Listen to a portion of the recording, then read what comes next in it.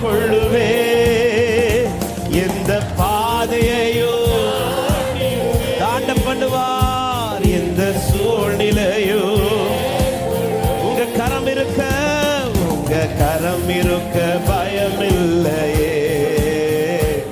உங்க கரம் இருக்க, இந்த வார்த்தை சொல்லுங்க, உங்க கரம் இருக்க, உங்க கரம் இருக்க. ஹல்லேலூயா.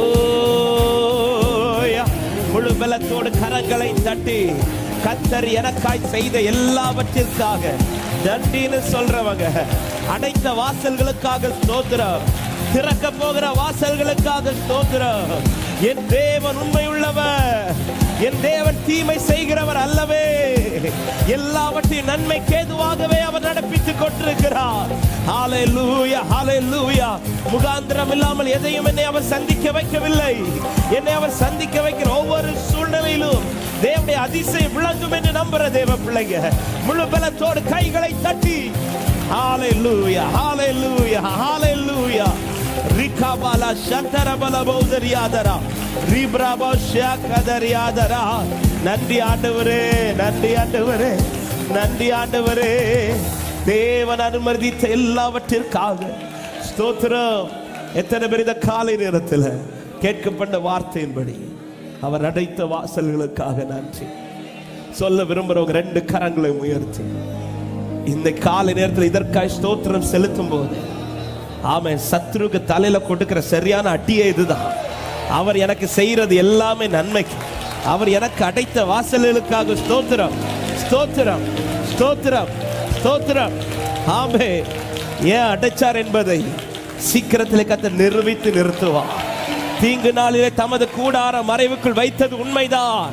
ஆனால் ஏற்ற காலத்திலே கண்மலை மேலே நிறுத்தும் போது சகல கண்களும் கண்டு அறிந்து கொள்ளும். இதற்காகவே தேவன் இவரை இப்படி நடத்தினார். ஆமே, அனுமதித்ததெல்லாம் நன்மைக்காக நடத்திடும் பாதைகள், அனுமதித்ததெல்லாம் என்னை நடத்திடும் பாதைகளும் அதினதின் காலத்தில், அதினதின் காலத்தில் நேர்த்தியாய் செம்மையாய் எனக்கானையாவும் செய்து முடிப்பீர். அதினதின் காலத்தில் நேர்த்தியாய் செம்மையாய் எனக்கான. எத்தனை பேர் நம்பிக்கையோடு சொல்ல முடியும்? உங்க கைகள் குறுகவில்லை, உங்க கைகள் குறுகவில்லை. உம்மால் கூடாதது எதுவும் இல்லை. உங்க கைகள் குறுகவில்லை. ஹல்லேலூயா. என் தேவனே நன்றி அப்பா. உம்மால் கூடாதது எதுவும் இல்லை. இயேசுவால், இயேசுவால் கூடாதது எதுவும் இல்லை. எனக்காக யாவும், எனக்காக யாவும் செய்து முடிக்கும் என் தேவன் நீர் இருக்க பயமேயில். எல்லாவற்றையும், எல்லாவற்றையும், எல்லாவற்றாலும் நிரப்பும் நீர். கடைசியா சேர்ந்து உங்க கைகள் குறுகவில்லை, உங்க கைகள் குறுகவில்லை. எஸ் லார்ட், எங்கள் நம்பிக்கை இதுதான்ப்பா. நீர் இன்னும் உயிரோடு இருக்கிறீர். உம்முடைய கரம் குறுகி போகவில்லை ஆண்டவரே. நீர் எனக்கு அனுமதிக்கிறவைகள் எல்லாமே நன்மைக்கு ஏதுவாக மாத்திரமே இருக்கிறது.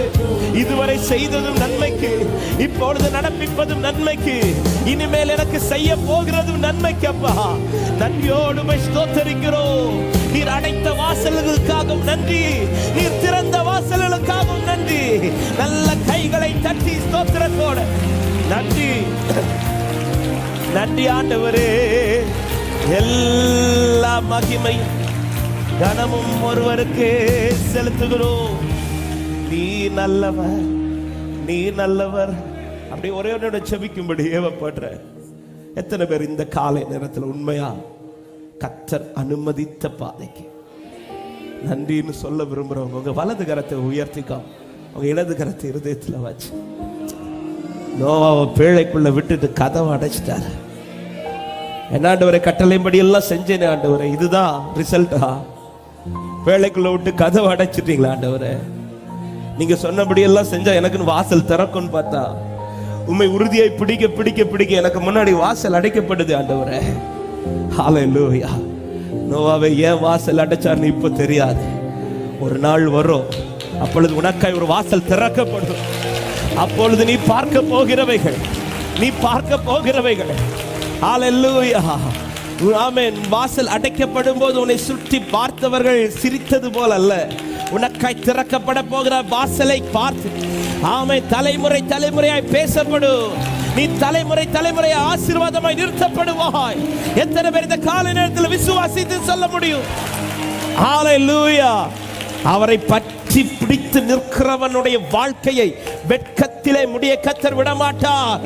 சாட்சியாய் தான் முடிய விடுவார் என்று நம்புற தேவ பிள்ளைங்க. ஆமென். ஹல்லேலூயா. நம்பி நிற்கிறோம். உனக்கு கொஞ்சம் பலன் இருந்து, உனக்கு இருக்கிற இந்த கொஞ்சம் பலத்துல என் நாமத்தை மறுதலியாமல் என் வார்த்தையை பிடித்துக் கொண்டு என் வார்த்தை கை கொண்டு நடந்தபடினா இதோ இந்த காலை நேரத்தில் பலிபீடத்தில் கர்த்தருடைய வார்த்தை வருகிறது. உனக்காய் ஒரு திறந்த வாசலை கர்த்தர் வைக்க போகிறார். உனக்காய் ஒரு திறந்த வாசலை கர்த்தர் வைக்க போகிறார். விசுவாசிக்கிற தேவ பிள்ளைங்க கரங்களை தட்டி, ஒருவராலும் அதை பூட்ட கூடாது. ஆமென். நன்றி ஆண்டவரே, நீர் பேசின வார்த்தைகளுக்காக ஸ்தோத்திரம். தொடர்ந்து எங்களோடு கூட பேசும், தாழ்த்துகிறோம். நீர் பெருகவும் நாங்கள் சிறுக வேண்டும். இயேசு கிறிஸ்துவின் நாமத்தில் ஜெபத்தை கேளும் ஜீவனுள்ள நல்ல பிதாவே. ஆமென். ஹல்லேலூயா. அப்படியே உட்கார்ந்து கொள்ளுங்கள். கொஞ்சம் அட்ஜஸ்ட் பண்ணி உட்கார்ந்து கொள்ளுங்கள்.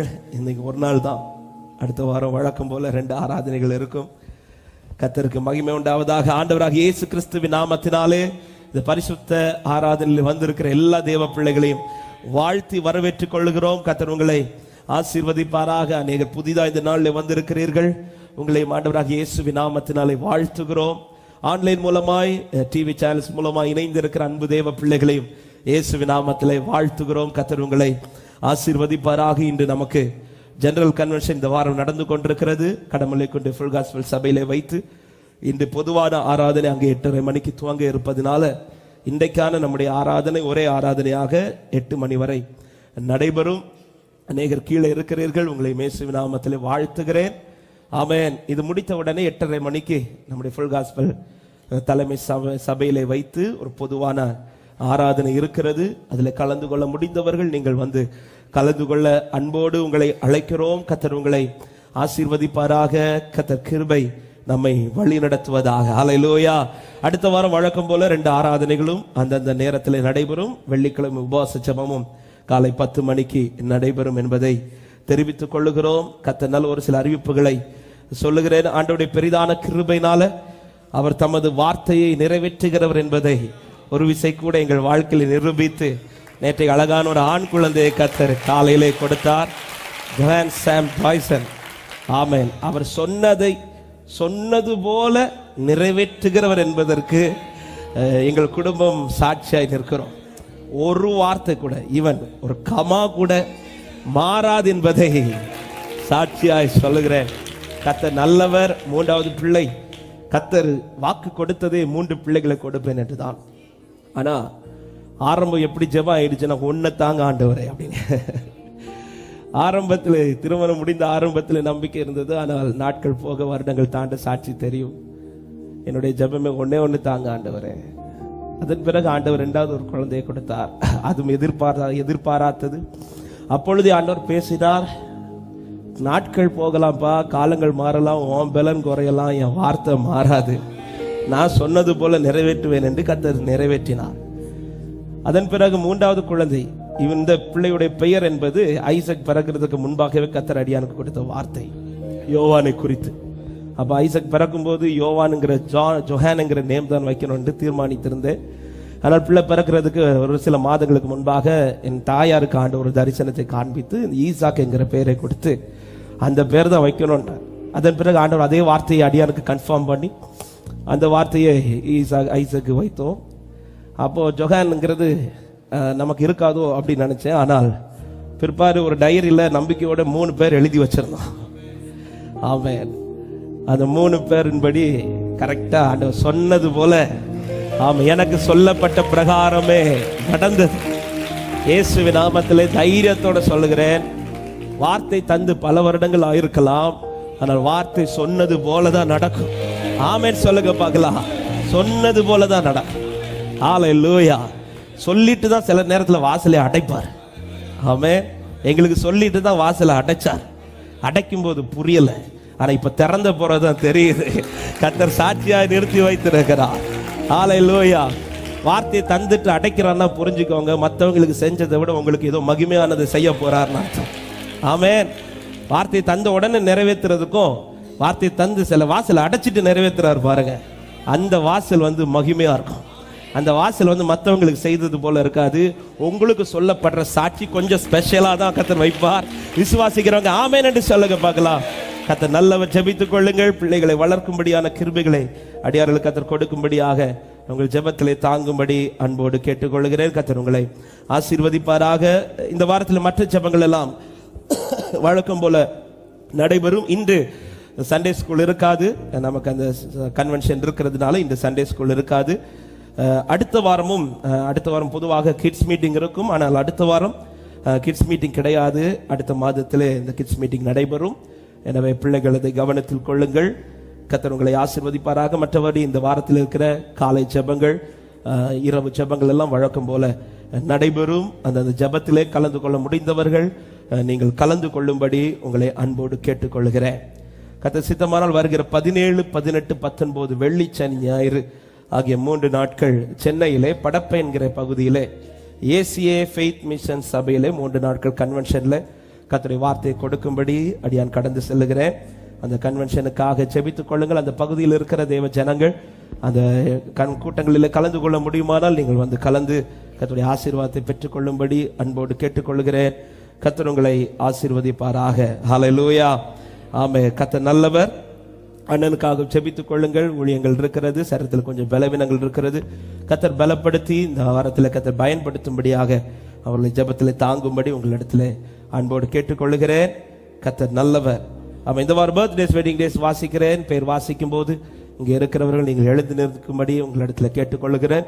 இந்த வாரம் birthdays Vijin Edward, Joslin Sheeja, Akash, Binu, Calpurnia, Bharath, Deva Vinod, Karen, Claudia, Sheeja, Sahaya, Jasmine, Thomas, Alan, Blessing, Renisha, Anilkumar, Sudarshan, Sherwin, Jonathan, Rabi, Suresh, Sinoj, Matthew, George, Nagamuthu, Harold, Franklin, Blesso, Danny, Jessie, Matthew, Michael, Antony, Jero, Sheela, Rani, Stella, Adeshmon, Denison, Ashlin, Jibisha, Senthil Kumar, Prema, Jeremiah, Evan, Sumathi, Joseph Kennedy, Peter, Ashmi, Sameera, Basli, Priscilla, Veni, Gnanadas, Kamalesh, Davidson, Rajasekaran, Magdalene, Sofia, நேசபாய், Wilfred, Jaffin, Chris, Rajesingh, Rishitha, Diana, Joan Lee, Bensam, Joyson, Michael Raj, Arul, Vimala, Shanthi, Justus, Shakina, Merlin, Jayaprakash, Karthik, Dasama. யாரும் பெயர் விடுபட்டிருந்தால் நீங்கள் எழுந்து நிற்கும்படி கேட்டுக்கொள்ளுகிறேன். புதிதாய் வந்தவர்களுக்கும் birthdays இருக்குமானால் எழுந்து நில்லுங்கள்.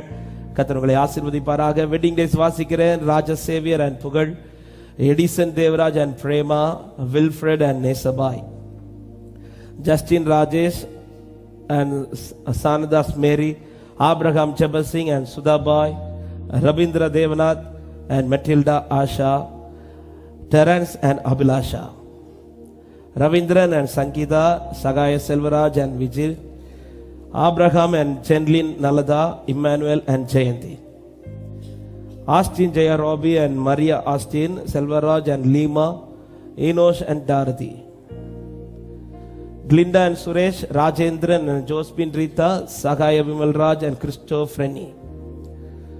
யாரும் பெயர் விடுபட்டிருந்தால் புதிதாய் வந்தவர்களுக்கும் இந்த வாரத்தில் வெட்டிங் டேஸ் இருக்குமானால் நீங்களும் எழுந்து நில்லுங்கள். ஆன்லைனில் பார்த்து கொண்டிருக்கிறவர்களுக்கும் பர்த்டேஸ், வெட்டிங் டேஸ் இருக்குமானால் நீங்களும் எழுந்து நிற்கும்படி அன்போடு கேட்கிற எல்லாரும் உங்க வலது கரத்தை இவர்களுக்கு நேராக உயர்த்தி கர்த்தர் இவர்களை ஆசீர்வதிக்கும்படியாக, கர்த்தர் இவர்களுக்காய் வாசல்களை திறக்கும்படியாக எல்லாரும் ஒரு வார்த்தை ஸ்தோத்திரத்தோடு இவர்களை வாழ்த்தலாம். நல்ல தகப்பனே, நன்றியோடு ஸ்தோத்திரிக்கிறோம். இந்த வாரம் பர்த்டேஸ், வெட்டிங் டேஸ் கொண்டாடுகிற அருமையான உடைய பிள்ளைகளுக்காக செபிக்கிறோம். அப்பா, இம்மட்டும் கர்த்தர் கிருபையாய் நடத்தி வந்தீர். நீர் அனுமதித்த எல்லாமே நன்மைக்கு என்பதை அறிந்திருக்கிறோம். ஆண்டவரே, நீர் உம்முடைய பிள்ளைகளுக்காய் திறக்க போகிற உம்முடைய வாசல்களுக்காக நன்றி செலுத்துகிறோம். ஆண்டவரே, நீர் உண்டு பண்ணி வைத்திருக்கிற வழி பொதுவான வழி அல்ல, அது உம்முடைய பிள்ளைகளுக்கான வழி. அப்பா, அதில் உம்முடைய பிள்ளைகளை தான் நடத்துவீர். ஆண்டவரே, இந்த வருஷத்திலே உம்முடைய பிள்ளைகள் அந்த வழிகளை கண்டு அதிலே பிரயாணிக்க, அதிலே நடக்கும்படி, அதை சுதந்தரித்துக் கொள்ளும்படியாய் கர்த்தர் உம்முடைய அனுக்கிரகத்தை இவர்கள் மேல் பாராட்டும்படி செபிக்கிறோம். நாங்கள் சபையாக இவர்களை பிதா, குமார், பரிசுத்த ஆவியானவருடைய நாமத்திலே வாழ்த்தி ஆசீர்வதிக்கிறோம். இவர்கள் ஆசீர்வாதமாய் வாழ்ந்திருப்பார்களாக. நீரே கூட இரும், பெரிய காரியங்களை செய்யும், பெரிய காரியங்களை காண பண்ணும். இயேசுவின் நாமத்தில் ஜெபத்தை கேளும் ஜீவனுள்ள நல்ல பிதாவே, ஆமென். வாழ்த்துக்கள். கர்த்தர் உங்களை ஆசீர்வதிப்பார். உட்காரும் போது அருகில் இருக்கிறவர்கள் நீங்கள் அவர்களை வாழ்த்தும்படி அன்போடு கேட்டுக்கொள்கிறோம். ஆமென். எல்லாரும் அமைதியா இருக்கிறீங்க. அப்படியே பக்கத்துல 2 பேரை பார்த்து கர்த்தர் உங்களை ஆசீர்வதிப்பார்னு சொல்லுங்க பார்க்கலாம். சொல்றீங்களா? சரியான வார்த்தை தானே சொல்றீங்க. ஆமென். கர்த்தர் உங்களை ஆசீர்வதிப்பாராக. ஹல்லேலூயா.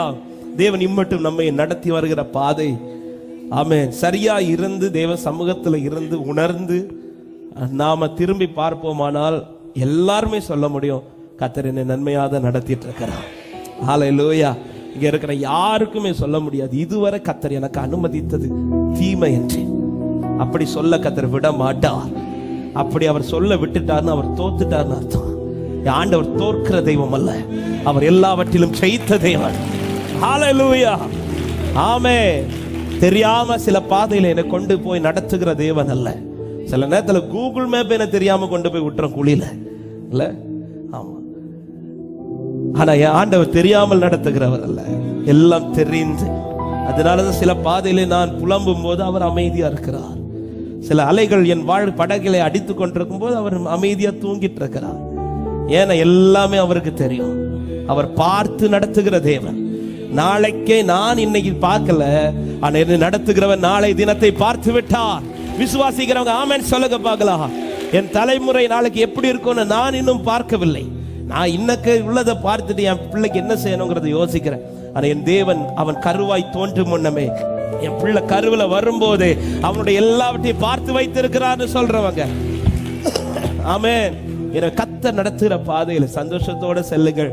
கர்த்தர் நம்மை ஆமென் கிருபையா இன்னும் நடத்துவாராக.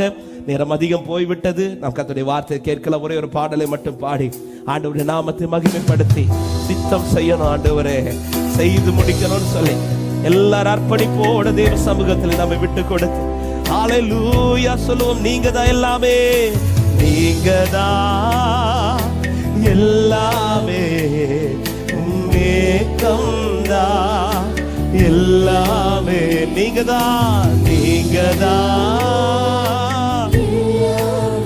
ஆமென், மேகம்தா. சித்தம் செய்யணுமே, சித்தம் செய்யணுமே, செய்து முடிக்கணுமே, சித்தம் செய்யணுமே, செய்து சித்தம் செய்யணுமே, சித்தம் செய்து முடிக்கணுமே, சித்தம் செய்யணுமே. கரத்தை பிடித்தவரே, கரங்களை பிடித்தவரே, கைவிட்டு விடுவீரோ? கரங்களை பிடித்தவரே, கைவிட்டு விடுவீரோ? இதுவரை நடத்தி வந்த எபினேச நீர்தானையா, இதுவரை நடத்தி வந்த. அர்ப்பணிப்போடு சித்தம் செய்யணுமே, சித்தம் செய்யணுமே, செய்து முடிக்கணுமே, சித்தம் செய்யணுமே, செய்து சித்தம் செய்யணுமே, சித்தம். ஹல்லேலூயா. நன்றி ஆண்டவரே. சொல்லுங்க, நீரே புகலிடம் எனது மறைவிடம், நீரே புகலிடம் எனது மறைவிடம், நீரே புகலிடம் எனது மறைவிடம். இன்னல்கள் வேதனைகள் மேற்கொள்ள முடியாதையா, இன்னல்கள் வேதனைகள் மேற்கொள்ள. சித்தம் செய்யணுமே, சித்தம் செய்யணுமே, செய்து முடிக்கணுமே, சித்தம் செய்யணுமே.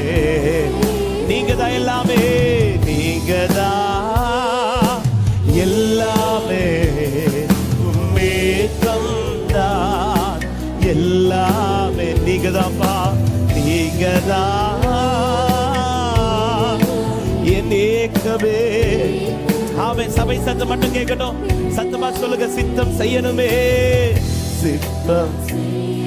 ஆண்டவரே, உடைய சமூகத்தில் வந்து ஆராதிக்கிற எல்லாருடைய வாழ்க்கையிலும் இந்த வார்த்தை நிறைவேறட்டும். சித்தம் செய்யணும், சித்தம் செய்யணுமே.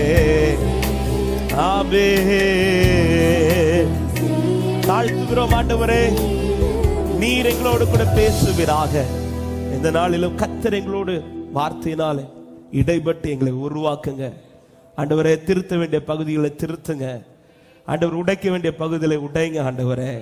அப்ப எந்தெந்த பகுதிகள் சீர்படுத்தப்பட வேண்டுமோ அவைகளை கர்த்தர் சீர்படுத்துங்க ஆண்டவரே. எந்தெந்த பகுதிகள் வார்த்தையினால் ஆசீர்வதிக்கப்பட வேண்டுமோ அவைகளை வார்த்தையினால் கர்த்தர் ஆசீர்வதிங்க, உருவாக்குங்க. உம்முடைய சித்தப்படி கர்த்தர் நிறைவேற்றுவீராக. அடியானை மறைத்து கர்த்தர் மகிமைப்படும். ஒரு வார்த்தையும் வீணாய் போகாதபடி ஒவ்வொருவருக்குள்ளும் 100 மடங்கு பலன் கொடுக்க கிருபை செய்யும். நீர் பெருகவும் நாங்கள் சிறுக வேண்டும். இயேசுவின் நாமத்தில் பிதாவே, ஆமென். ஹல்லேலூயா.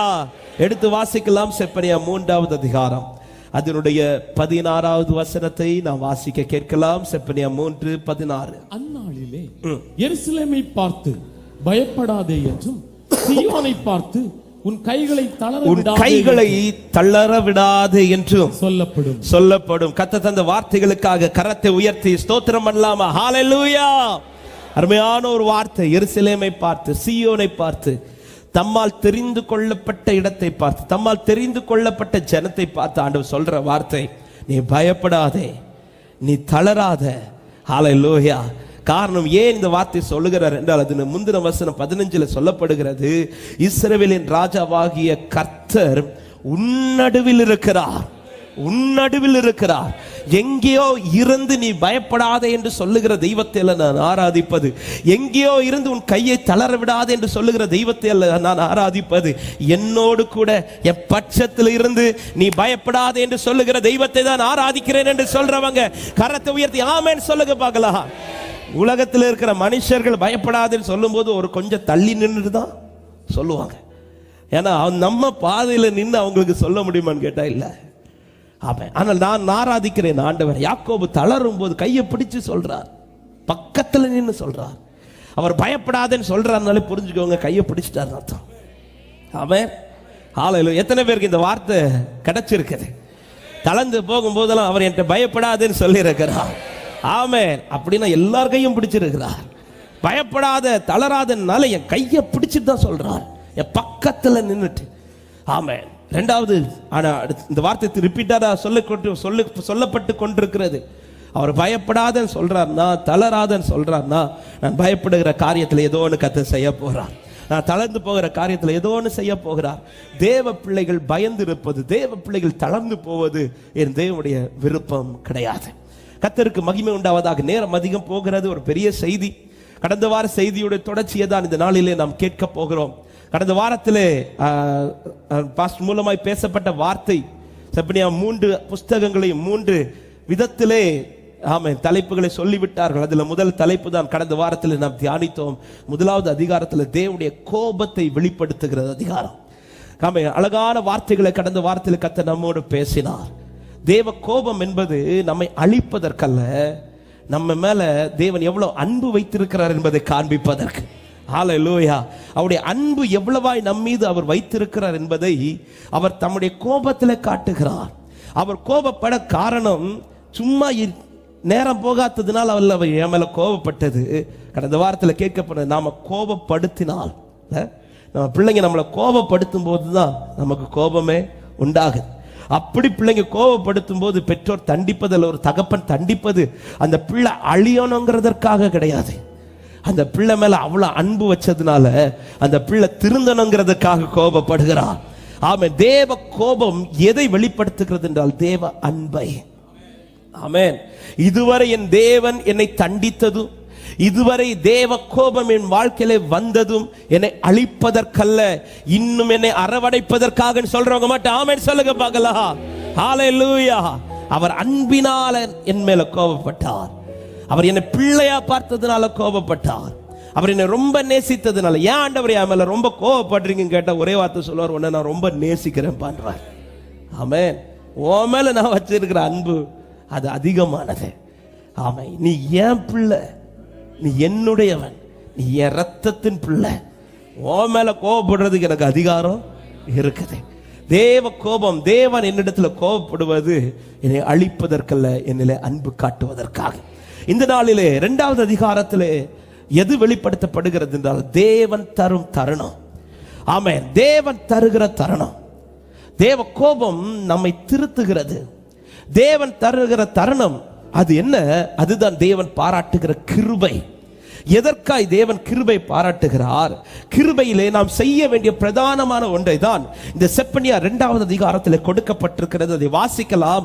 செப்பனியா 2வது அதிகாரம் 2-3 வசனங்களை.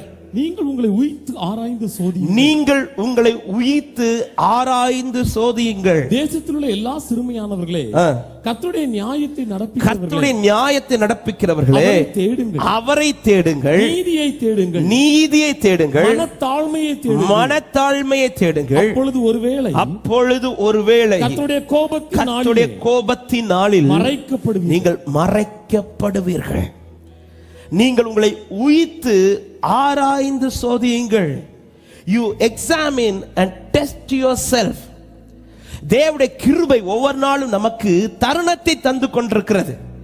என்ன தருணத்தை தாரானா, நீ உன்னை சோதித்து ஆராய்ந்து கொள். உன் வாழ்க்கை எப்படிப்பட்டதா இருக்கிறது? உன் பாதை எப்படிப்பட்டதா இருக்கிறது? நீ எப்படிப்பட்ட பாதையில நடந்து கொண்டிருக்கிறாய்? தேவன் நியமித்த பாதையில சரியாய் தான் நடக்கிறோமா? தேவன் நியமித்த பாதையில தேவனுக்கு பிரியமானதை தான் செய்து நடத்தி கொண்டிருக்கிறோமா என்பதை நீ உன்னையே ஆராய்ந்து பார்க்க வேண்டும் என்றுதான் இந்த 2வது அதிகாரத்தில் கர்த்தர் தருணத்தை குறித்து பேசிக் கொண்டிருக்கிறார். இந்த நாளில் இந்த வார்த்தையை கேட்டுக்கொண்டிருக்கிற அன்பு சபையே, ஒவ்வொரு நாளும் கர்த்தர் தருகிற கிருபை, நாம் நாள்தோறும் நிற்பது தேவனுடைய கிருபை. காலைதோறும் அவருடைய கிருபை எப்படி இருக்குதா? புதிதா இருக்கிறது. எத்தனை பேர் சொல்ல முடியும், இன்னைக்கு நான் கண் விழித்த காரணம் எனக்கு பலன் இருந்ததுனால அல்ல, அவருடைய கிருபை புதிதா இருந்ததுனால சொல்றவங்க. ஹல்லேலூயா. அந்த கிருபை தருவது ஏதோ நான் வாழ்வதற்கு மட்டுமல்ல, அவர் எனக்கு கிருபை தருவது என்னை நான் சோதித்து அறிந்து கொள்ள. என் வாழ்க்கையினுடைய பாதை எப்படி இருந்து கொண்டிருக்கிறது, நான் எப்படி இருந்து கொண்டிருக்கிறேன். கிருபை நம்முடைய வாழ்வை மாற்றிக்கொள்ளும்படி தேவன் தினமும் தருகிற தருணம். ஹல்லேலூயா. நம்முடைய பாதையை சீர்படுத்தும்படி, நான் நடக்கிற பாதையை பரிசுத்தம் பண்ணி கொள்ளும்படி தேவன் தருகிற தருணம். இந்த பூமியிலே வாழுகிற எந்த மனுஷனும் பரிசுத்தவான் கிடையாது. கருவில் தோன்றும் போதே தாவீது சொல்ல, என் தாய் என்னை பாவத்தில் கற்பந்தரித்தாள். பிறக்கிற எல்லாருமே பாவத்தில் தான் பிறக்கிறோம். ஆனால் தேவன் நமக்கு கொடுத்த மிகப்பெரிய பொக்கிஷம் அல்லது மிகப்பெரிய ஆசீர்வாதம் என்னவென்றால், அவருடைய இரத்தத்தினால் கர்த்தர் நம்மை கிருபையை ரட்சித்து மீட்டிருக்கிறார். நம்முடைய பாவங்கள் அவர் கழுவி இருக்கிறார், உண்மைதான். ஆனாலும் பவுல் சொல்லுகிறார், நம்மிலே நான் பாவம் இல்லை என்போமாகில் நம்மை நாமே வஞ்சிக்கிறவராயிருக்கிறோம். எனவே நாம் என்ன செய்யணும்? தினந்தோறும் நம்மை சுத்திகரிக்கணும். தினந்தோறும் சுத்திகரிக்க வேண்டுமானால் தினந்தோறும் நான் என்னை சோதித்து அறியணும். தேவன் நடத்துகிற பாதை. ஒரு காரியத்தை நல்லா புரிஞ்சுக்கோங்க, நாம யாரும் சாதாரணமானதை சுதந்திரிக்க பிரயாணிக்கிறவர்கள் அல்ல, மகிமையானதை சுதந்திரிக்க பிரயாணிக்கிறவர்கள். ஆமென். மகிமையானதை சுதந்திரிக்க போகிறவர்களை கொஞ்சம் திரும்பி பாருங்க, பார்க்கலாம். பாக்குறீங்களா? சிலர் யோசிக்கிறாங்க, அவங்க யார் இங்க அப்படின்னு. உங்களை தான் சொல்லிட்டு இருக்கிறேன். அவங்க முகத்தில் இருக்கிற இப்போ இருக்கிற மகிமை அப்படி கொஞ்சம் பாருங்களேன். ஹல்லேலூயா. மகிமைக்கு அழைச்ச உடனே நம்ம முகம்லாம் மகிமையா மாறிடுச்சு இல்ல? ஆமா, அதான் அடிக்கடி சொல்லுவேன், ரட்சிக்கப்படுறதுக்கு முன்னாடி நம்ம போட்டோவையும் ரட்சிக்கப்பட்ட பிறகு நம்ம போட்டோ எடுத்து வச்சு பார்த்தாதான் தெரியும் அந்த குளோரி இப்பவே எவ்வளவு மகிமை நம்ம முகத்துல இல்ல, எவ்வளவு அழகா நம்மள வச்சிருக்கிறா. ஆமே, இந்த உலகத்தில் இருக்கிற மற்ற அழகுகளை விட கர்த்தர் ரட்சிக்கப்பட்ட ஜனத்தை தான் ரொம்ப அழகா வச்சிருக்கிறார். ஹல்லேலூயா. எனவே தேவையில்லாத அழகு நமக்கு தேவை இல்லை. கர்த்தர் அழகா நடத்தி கொண்டிருக்கிறார்.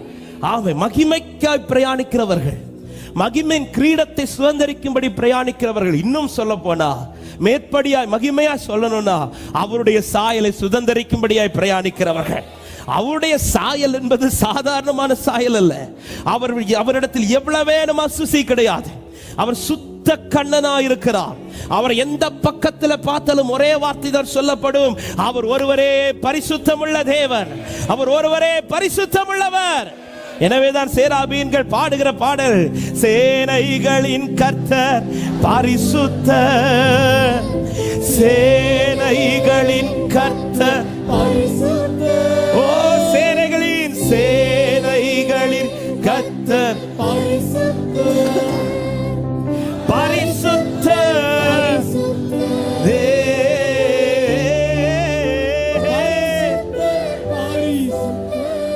ஒவ்வொரு முறை இதை நான் மறந்துடவே கூடாது.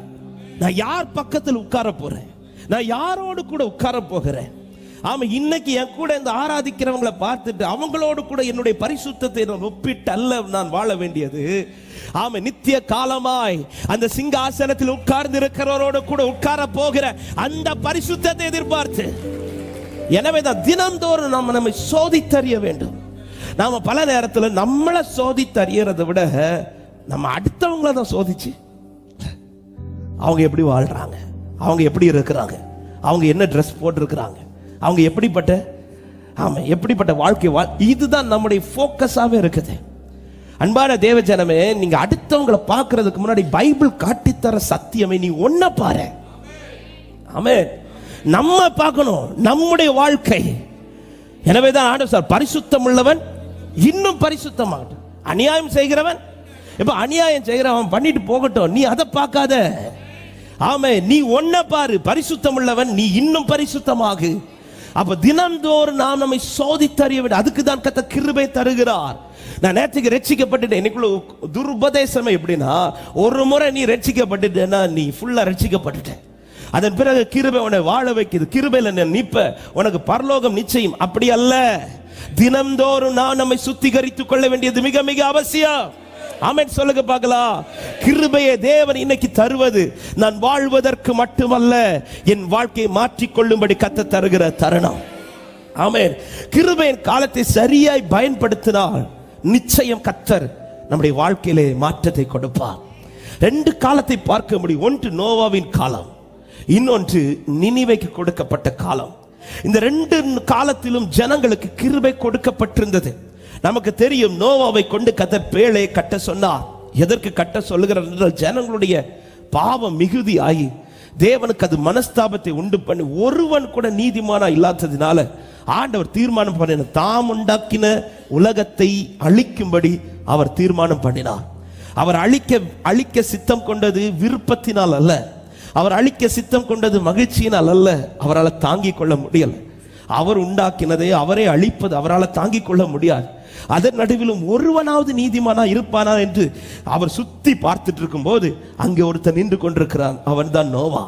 இப்பொழுது நோவாவின் நிமித்தம் நோவாவுக்கு தேவனுடைய கண்களில் கிருபை கிடைக்கிறது.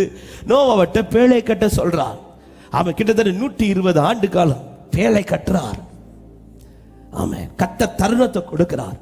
நாம் அதிகமா இந்த நேரத்தில் நோவாவுக்கு கொடுக்கப்பட்ட கிருபை தான் பார்க்கிறோம். ஆனால் உண்மையிலேயே அந்த காலத்துல கர்த்தர் யாருக்கு ரொம்ப கிருபை கொடுத்தார் தெரியுமா? அன்றைக்கு வாழ்ந்து கொண்டிருந்த ஜனத்திற்கு கிருபை கொடுக்கிறார். 120 ஆண்டுகள். இந்த கிருபையின் காலத்துல பைபிள் நோவாவை குறித்து சொல்லப்படுகிறது தெரிந்த வார்த்தைகள் தான். 2 பேதுரு 2வது அதிகாரம் 5வது வசனத்திலே அவன் நீதியை பிரசங்கித்தானா. ஒவ்வொரு நாள் பேழை கட்டும் போது பார்க்கிறவங்க வரும்போதெல்லாம் சொல்லுவார், எப்பா இது பேழைக்குள்ள வந்துருங்க, பேழைக்குள்ள வந்துருங்க. ஆமென். நோவா தன் குடும்பத்திற்காக கட்டினான் என்றுதான் பைபிள் சொல்லப்படுகிறது. ஆனாலும் நோவா தன் குடும்பம் மட்டும் இருக்க வேண்டும் என்று விரும்பினவன் அல்ல. ஆமென். ஆண்டவர் ஏன் இத்தனை ஆண்டு காலம் ஆண்டவருக்கு ஒரே நாளில் ஒரு பேழை உண்டாக்கி கொடுக்க முடியாதா? சகலவற்றை இது உலகத்தையே 7 நாளைக்குள்ள ஆண்டவர் உருவாக்கிட்டார். அது ஒரு நாளையும் உண்டாக்க ஆண்டவரால கூடும். ஆமென். சகலத்தை இந்த பூமி மொத்தத்தையும் ஆண்டவர் 7 நாளைக்குள்ள 6 நாளைக்குள்ள உருவாக்கி மனுஷனை சிருஷ்டித்து அவர் 7வது நாள் ஓய்ந்திருந்தாராம். அப்படியானால் இந்த ஒரு பேழையை ஆண்டவருக்கு ஒரே வார்த்தையில நோவாவுக்கு உண்டாக்கி கொடுத்து ஒரே நாளில் நோவாவின் குடும்பத்தை கொண்டு வந்து ஆண்டவருக்கு இந்த பூமியை அழித்திருக்க முடியும், ஆனால் கர்த்தர் அதை செய்யவில்லை. நோவா வச்சு பேழையை கட்ட வைக்கிறார். ஆமா, ஏன் ஆண்டவரே இவ்வளவு கஷ்டப்பட்டு இந்த நோவா இந்த வயசான காலத்துல கட்ட வைக்கிறீங்கன்னா, எப்பா நோவாவுக்கு மட்டும் இல்லை, இப்ப நான் கிருபை கொடுக்கிறது இந்த ஜனத்துக்கு நான் கிருபை கொடுத்துட்டு இருக்கிறேன். எதற்காக ஆண்டவர் கிருபை கொடுக்கிறீங்க? இந்த நாட்களிலாவது அவன் தனக்கு தந்த தருணத்தை அவன் சரியாய் பயன்படுத்துவானா இல்லையா என்பதை பார்ப்போம் என்று ஆண்டவர் நோவாவை கொண்டு பிரசங்கிக்கிறார். அவன் நீதியை பிரசங்கித்தான். ஆனால் நமக்கு தெரியும், ஒருவரும் அவன் வார்த்தையை கேட்கவில்லை. அந்த 2 பேதுரு 2வது அதிகாரம் 5வது வசனத்தை வாசியுங்கள். பூர்வ உலகத்தையும் தப்ப விடாமல் நீதியை பிரசங்கித்தவனாகிய நோவா முதலான 8 பேரை காப்பாற்றி அவபக்தி உள்ளவர்கள் நிறைந்த உலகத்தின் மேல் ஜலப்பிரளயத்தை வரப்பண்ணினாராம். அவபக்தி உள்ள ஜனத்தின் மேல். இன்னைக்கு இந்த வார்த்தையை தியானித்துக் கொண்டிருந்த போது கர்த்தர் இடைப்பட்ட வார்த்தை இதுதான். தேவன் கிருபையாய் நமக்கு தருகிற தருணத்தை நான் சரியாய் உபயோகிக்கவில்லை என்றால், நான் பக்தி உள்ளவனாய் வாழ்ந்தாலும் பரலோகம் எனக்கு கொடுக்கிற டைட்டில் நீ அவபக்தி உள்ளவன். ஆமென். இந்த வார்த்தையை நான் திரும்ப சொல்றேன். தேவன் கிருபையாய் ஒவ்வொரு நாளும் தருகிற தருணத்தை நான் உணர்ந்து அந்த தருணத்தின்படி என் வாழ்க்கையை மாற்றிக்கொள்ளாமல் நான் பக்தி உள்ளவனாய் வாழ்ந்தாலும் காண்பித்தாலும் பரலோகம் எனக்கு கொடுக்கிற தலைப்பு நீ அவபக்தி உள்ளவன். நோவா நீதியை பிரசங்கிக்கிறான். யாருமே ஏற்றுக்கொள்ள ரெடி கிடையாது. கிருபை, தேவன் கிருபையாய் தருகிற தருணத்தை யாருக்கும் பயன்படுத்திக் கொள்ள விருப்பம் இல்லை. பைபிள் சொல்லுது, பயன்படுத்தின அந்த 8 பேரை கர்த்தர் பேழைக்குள்ள விட்டுட்டு மற்ற எல்லாரையும் ஜலப்பிரளயத்தினால் அழித்து போட்டார். இதே போல இன்னொரு கூட்டம் உண்டு, அதுதான் நினிவே பட்டணத்தார். இந்த நினிவே பட்டணத்திலும் அக்கிரமம் அதிகமானதினால் தேவன் யோனாவை அனுப்பி இந்த அழிக்க போகிறேன் என்று கர்த்தர் பிரசங்கிக்க துவங்கினார். அதை பிரசங்கித்ததும் நமக்கு தெரியும். நினிவே ஜனங்கள் உடனே எல்லாரும், ராஜா முதல் எல்லாரும், மிருகங்களும் 40 நாட்கள் தேவ சமூகத்தை விடாமல் பற்றி கொண்டார்கள். 40 நாட்கள் கொடுத்தார் ஆண்டவர். 40 ஏன் ஒரே நாள்ல ஆண்டவருக்கு அழிக்க முடியாதா? ஆமே, உண்டாக்குறதை விட அழிக்கிறது ரொம்ப ஈஸிங்க. உண்டாக்குறத வர ஒன்று அழிப்பது மிக மிக எளிது. அப்படி இருக்கும்போது ஏன் 40 நாட்கள் இந்த பட்டணத்துக்கு கொடுக்கணும்? அதுதான் கர்த்தர் கொடுக்கிற தருணம். இயேசுவின் நாமத்தில் இந்த வார்த்தை சொல்லும் போது நடுக்கத்தோட சொல்றேன். ஆமே, கிருபையை ஒவ்வொரு ஆண்டேக்காரர் காண வச்சிட்டு இருக்கிறார், நம்மை ஜீவனோடு வைத்துக் கொண்டிருக்கிறார். ஏன் வச்சிட்டு இருக்கிறார்னா, இதுதான் கர்த்தர் எனக்கு தருகிற தருணம். ஆமென் சொல்லுங்க பார்க்கலாம்.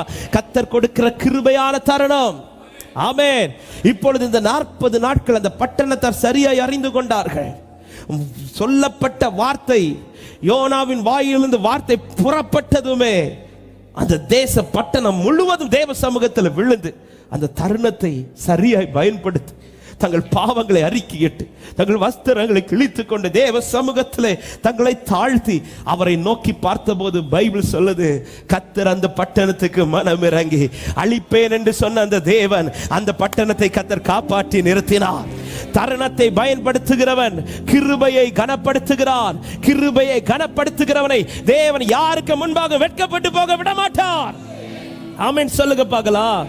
எனவே தான் ஒவ்வொரு சூழ்நிலை கர்த்தர் அனுமதிக்கும் போது, ஆமா, சில நேரத்தில் திடீர்னு ஆண்டவர் ஒரு வனாந்தரத்தை அனுமதிக்கிறான்னா புரிஞ்சுக்கோங்க, ஏதோ கர்த்தர் என்கிட்ட மாற்றத்தை எதிர்பார்க்கிறார். ஆமென். எனவே தான் பிரசங்கி ஒரு வார்த்தை அழகா இப்படி சொல்றார் பாருங்க. பிரசங்கி 7வது அதிகாரம் அதனுடைய 14வது வசனத்தை வாசிங்கள். வாழ்வு காலத்தில் நன்மையை அனுபவித்திரு, தாழ்வு காலத்தில் சிந்தனை செய். உட்கார்ந்து அறியணும், ஏன் கர்த்தர் என்னை இப்படி நடத்துறார், ஏன் இன்னைக்கு கிருபை தர்றார், ஏன் இன்னைக்கு என்னை இந்த பாதையில் அனுமதிக்கிறார். சில நேரத்தில் நம்மை திருத்துவதற்காகவே, நாம் தேவனுடைய கிருபையை உணர்ந்து நம்முடைய தருணத்தை சரியாக பயன்படுத்துவதற்காகவே சில நேரத்தில் ஆண்டவர் சில வனாந்தரத்தில் நடத்துவார். இதை புரிஞ்சுக்கணும். ஆமென். ஒவ்வொரு நாளும் நான் இதை ஆலோசிக்கணும். திடீர்னு சில நேரத்தில் வாசலை அடைப்பார். அடைக்கும் போது புரிஞ்சுக்கிறேன், ஏன் ஆண்டவர் அடைக்கிறார். ஆமென். ஹல்லேலூயா. இந்த காலையில வார்த்தைகளை தியானித்துக் கொண்டிருந்த போது கர்த்தர் இருதயத்தில் ஒரு வார்த்தையை போட்டார். சில நேரத்தில் தேவன் தம்முடைய சித்தப்படி சில வாசலை அடைப்பார். அல்லது சில காத்திருக்கிற நாட்களை நமக்கு தருவார். அது தேவன் குறித்தபடி. ஆமென். ஆபிரகாமுக்கு வார்த்தை கொடுத்து ஆண்டவர் காத்திருக்க வைத்தது அது அவருடைய சித்தப்படி. இத்தனை வருஷத்துல கொடுப்பேன். ஆனா சில நேரத்துல நம்முடைய குறை நிமித்தம் தேவன் சில நேரத்துல சில வாசலை அடைப்பார். எனவே வாசல் அடைக்கப்பட்டிருக்கும் போது ஒரு தேவ பிள்ளை ஃபர்ஸ்ட் எதை அறிந்து கொள்ள விரும்பணும்னா, ஆண்டவரே எதனால இந்த வாசல் அடைக்கப்பட்டிருக்குது? ஒரு வனாந்தரத்துல கர்த்தர் நடத்தும் போது ஆண்டவர் சமூகத்தில் இருந்து கேட்க வேண்டியது, ஏன் இந்த வனாந்தரத்துல என்ன நடத்துறீங்க? ஆமென். திரும்ப இந்த வார்த்தையை சொல்றேன். சில நேரத்தில் சிலரை நம்மை காத்திருக்க வைக்கிறார், அல்லது சில வாசல் அடைக்கப்படுது, அல்லது நம்முடைய வாழ்க்கையின் பாதை கொஞ்சம் வனாந்தரமா இருக்கும். இது நடத்தப்படும் போது ரெண்டு விதத்தில். ஒன்று தேவனுடைய சித்தம். தேவனுடைய சித்தம் என்னை இப்படி நடத்தி கொண்டு போவது தேவனுடைய சித்தம்.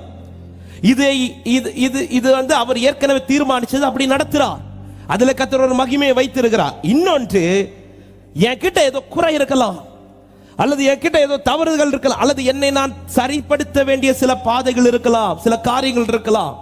எனவே ஒரு பாதையில தேவன் உங்களை நடத்தும் போது உட்கார்ந்து முதல்ல நாம எதை அறிந்து கொள்ளணும்னா, ஆண்டவர் நீர் அனுமதித்த இந்த சூழ்நிலை, அல்லது நீர் அனுமதித்த இந்த வனாந்திரம், அல்லது நீர் அனுமதித்த இந்த பாதையில் ஆண்டவரே என் குறை நிமித்தமா அல்லது உங்களுடைய சித்தத்தின் நிமித்தமா? அவருடைய சித்தத்தின் நிமித்தம் கர்த்தர் உங்களுக்கு வார்த்தை தந்து வெளிப்படுத்துறத தைரியமாய் காத்திருங்க. இல்லப்பா, இது நீ இப்படி பண்ணிருக்கிற, உன்கிட்ட இதை மாற்ற வேண்டியது இருக்கிறது, நீ இதை மட்டும் திருத்து, இதை மட்டும் மாற்று, உனக்காக நான் இதை செய்வேன், அப்படி கர்த்தர் உணர்த்துறார்னா கர்த்தர் கிருபையாய் தருணத்தை தாரார். அதை நீங்கள் மாற்றுங்கள், உங்களுக்கான வாசல் திறக்கப்படும். ஆமென் சொல்லுங்க பார்க்கலாம். அப்ப நான் உட்கார்ந்து அதை சோதிக்கணும். அதுதான் உட்கார்ந்து தினமும் கிருபையே. இஸ்ரவேல் ஜனங்களை வனாந்தரத்திலே அலைந்து திரிய வைக்க வேண்டியது தேவனுடைய விருப்பம் கிடையாதுங்க. அவர் 40 ஆண்டு காலம் 430 வருஷம் ஏற்கனவே அவங்க அடிமைத்தனத்தில் இருந்தாங்க. அவ்வளவு பெருமூச்சு சத்தத்தை கேட்டுதான் ஆண்டவர் அவர்களை வெளியில கொண்டு வந்தார். அப்படி கொண்டு வந்த ஆண்டவர் திரும்பவும் 40 ஆண்டுகளும் வனாந்தரத்தில் அலைய விடுறார்னா அது தேவனுடைய விருப்பம் கிடையாது. ஏன் ஆண்டவர் இப்படி அலைய விட்டார்னா, ஒரே வார்த்தை, அவங்க செய்த கிரியை அவர்களை அலைய விட்டது. ஆமென். உபாகம் 8வது அதிகாரம் அதனுடைய 2வது வசனத்தில் இப்படி சொல்லப்படுகிறது, வாசிங்கள். உபாகம் 8:2 உன்னை சிறுமைப்படுத்தும்படிக்கும் தம்முடைய கட்டளைகளை நீ கைக்கொள்வாயோ கைக்கொள்ள மாட்டாயோ என்று அவர் உன்னை சோதித்து இருதயத்தில் உள்ளதை நீ இருதயத்தில் உள்ளவைகளை நீ அறியும்படிக்கும் உன்னை இந்த 40 வருஷம் வனாந்தரத்திலே நடத்தி வந்த எல்லா வழியையும் நினைப்பாயாக. 40 வருஷம் வனாந்தரத்தில் நடத்தினாதான் இவன் இருதயத்தில் உள்ளதை அறிவான். அப்படி நடத்தல ஆண்டவர். இவங்க உணராததுனால, தினந்தோறும் ஏன் இந்த வனாந்திரம் என்பதை உட்கார்ந்து புரியாததுனால, அவர்கள் அதை உணர விரும்பாததுனால அவங்க நடந்த பாதை எத்தனை வருஷம் ஆயிடுச்சு? 40 வருஷம். ஆமென். இந்த வார்த்தையை கவனிங்க. உன்னை சிறுமைப்படுத்தும்படி தம்முடைய கட்டளைகளை நீ கைக்கொள்வாயோ கைக்கொள்ள மாட்டாயோ என்று அவர் உன்னை சோதித்து உன் இருதயத்தில் உள்ளதை நீ அறியும்படிக்கு. அப்போ இது முதல் நாளையே, ஃபர்ஸ்ட் டே அல்லது ஃபர்ஸ்ட் வீக்லயே அவங்க உணர்ந்து தேவனுடைய வார்த்தையின்படி கீழ்ப்படிந்து தருணத்தை பயன்படுத்தி இருப்பார்கள். ஆனால் நான் விசுவாசிக்கிறேன், இத்தனை ஆண்டு காலம் இவர்கள் இந்த வனாந்திரத்தில் நடக்க வேண்டிய அவசியம் வந்திருக்காது. ஆமென். ஹalleluya. எனவேதான் இஸ்ரவேலரை குறித்து வேதம் இப்படி சொல்லுகிறது. சங்கீதம் 78வது சங்கீதம் அதனுடைய 40, 41, 42வது வசனத்தை வாசியுங்கள். 78வது சங்கீதத்தின் 40, 41, 42 வசனங்கள். எத்தனை தருணமோ வனாந்தரத்திலே அவருக்கு கோபத்தை மூட்டி அவாந்தர வழியிலே அவரை விசனப்படுத்தினார்கள். அவர்கள் திரும்பி தேவனை பரீட்சை பார்த்து இஸ்ரவேலின் பரிசுத்தரை மட்டுப்படுத்தினார்கள். அவருடைய கரத்தையும் அவர் தங்களை சத்துருவுக்கு விலக்கி மீட்ட நாளையும் நினையாமற் போனார்கள். இந்த 40 வருஷம் ஏன் ஆண்டவர் எனக்கு அனுமதிச்சார்? இல்ல, அது தேவனுடைய சித்தம் இல்ல, இது நீ செஞ்ச காரியம்.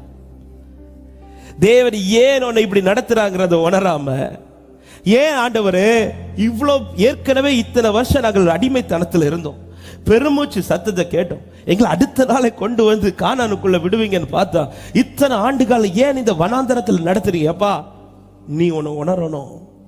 நீ யார் என்பது உணரணும், நீ திருத்திக்கணும். தேவன் உனக்கு தருகிற தருணத்தை, தேவன் உனக்கு தருகிற கிருபையை நீ சரியாய் உணர்ந்து நடக்கணும். ஆனால் இவர்கள் யாருமே அதை உணரவில்லை. அவர்கள் யாருமே கட்டளை கை கொள்ளவில்லை. நான் வாசித்த வார்த்தையின்படி தேவனை பரீட்சை பார்த்தார்கள், தேவனுக்கு கோபத்தை உண்டாக்கினார்கள்.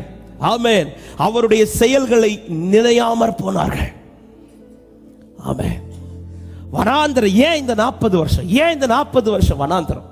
அவங்க ஒரு நாள் கூட உட்கார்ந்து யோசிக்கவில்லை. ஒருவேளை ஒரு நாள் உட்கார்ந்த அந்த ஜனங்கள் யோசித்திருந்திருப்பார்களானால், உணர்ந்து திருந்தி இருந்திருப்பார்களானால், நான் விசுவாசிக்கிறேன் அத்தனை பேரை கர்த்தர் கானானுக்குள்ள கொண்டு போய் உட்கார வச்சிருப்பார்.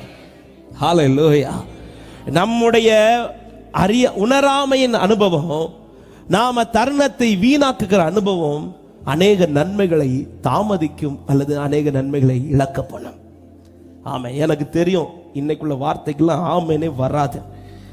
ஆனாலும் பரவாயில்ல, ஒரு கூட்டம் தூதர்கள் ஆமேன் போட்டுட்டு இருக்கிறாங்க.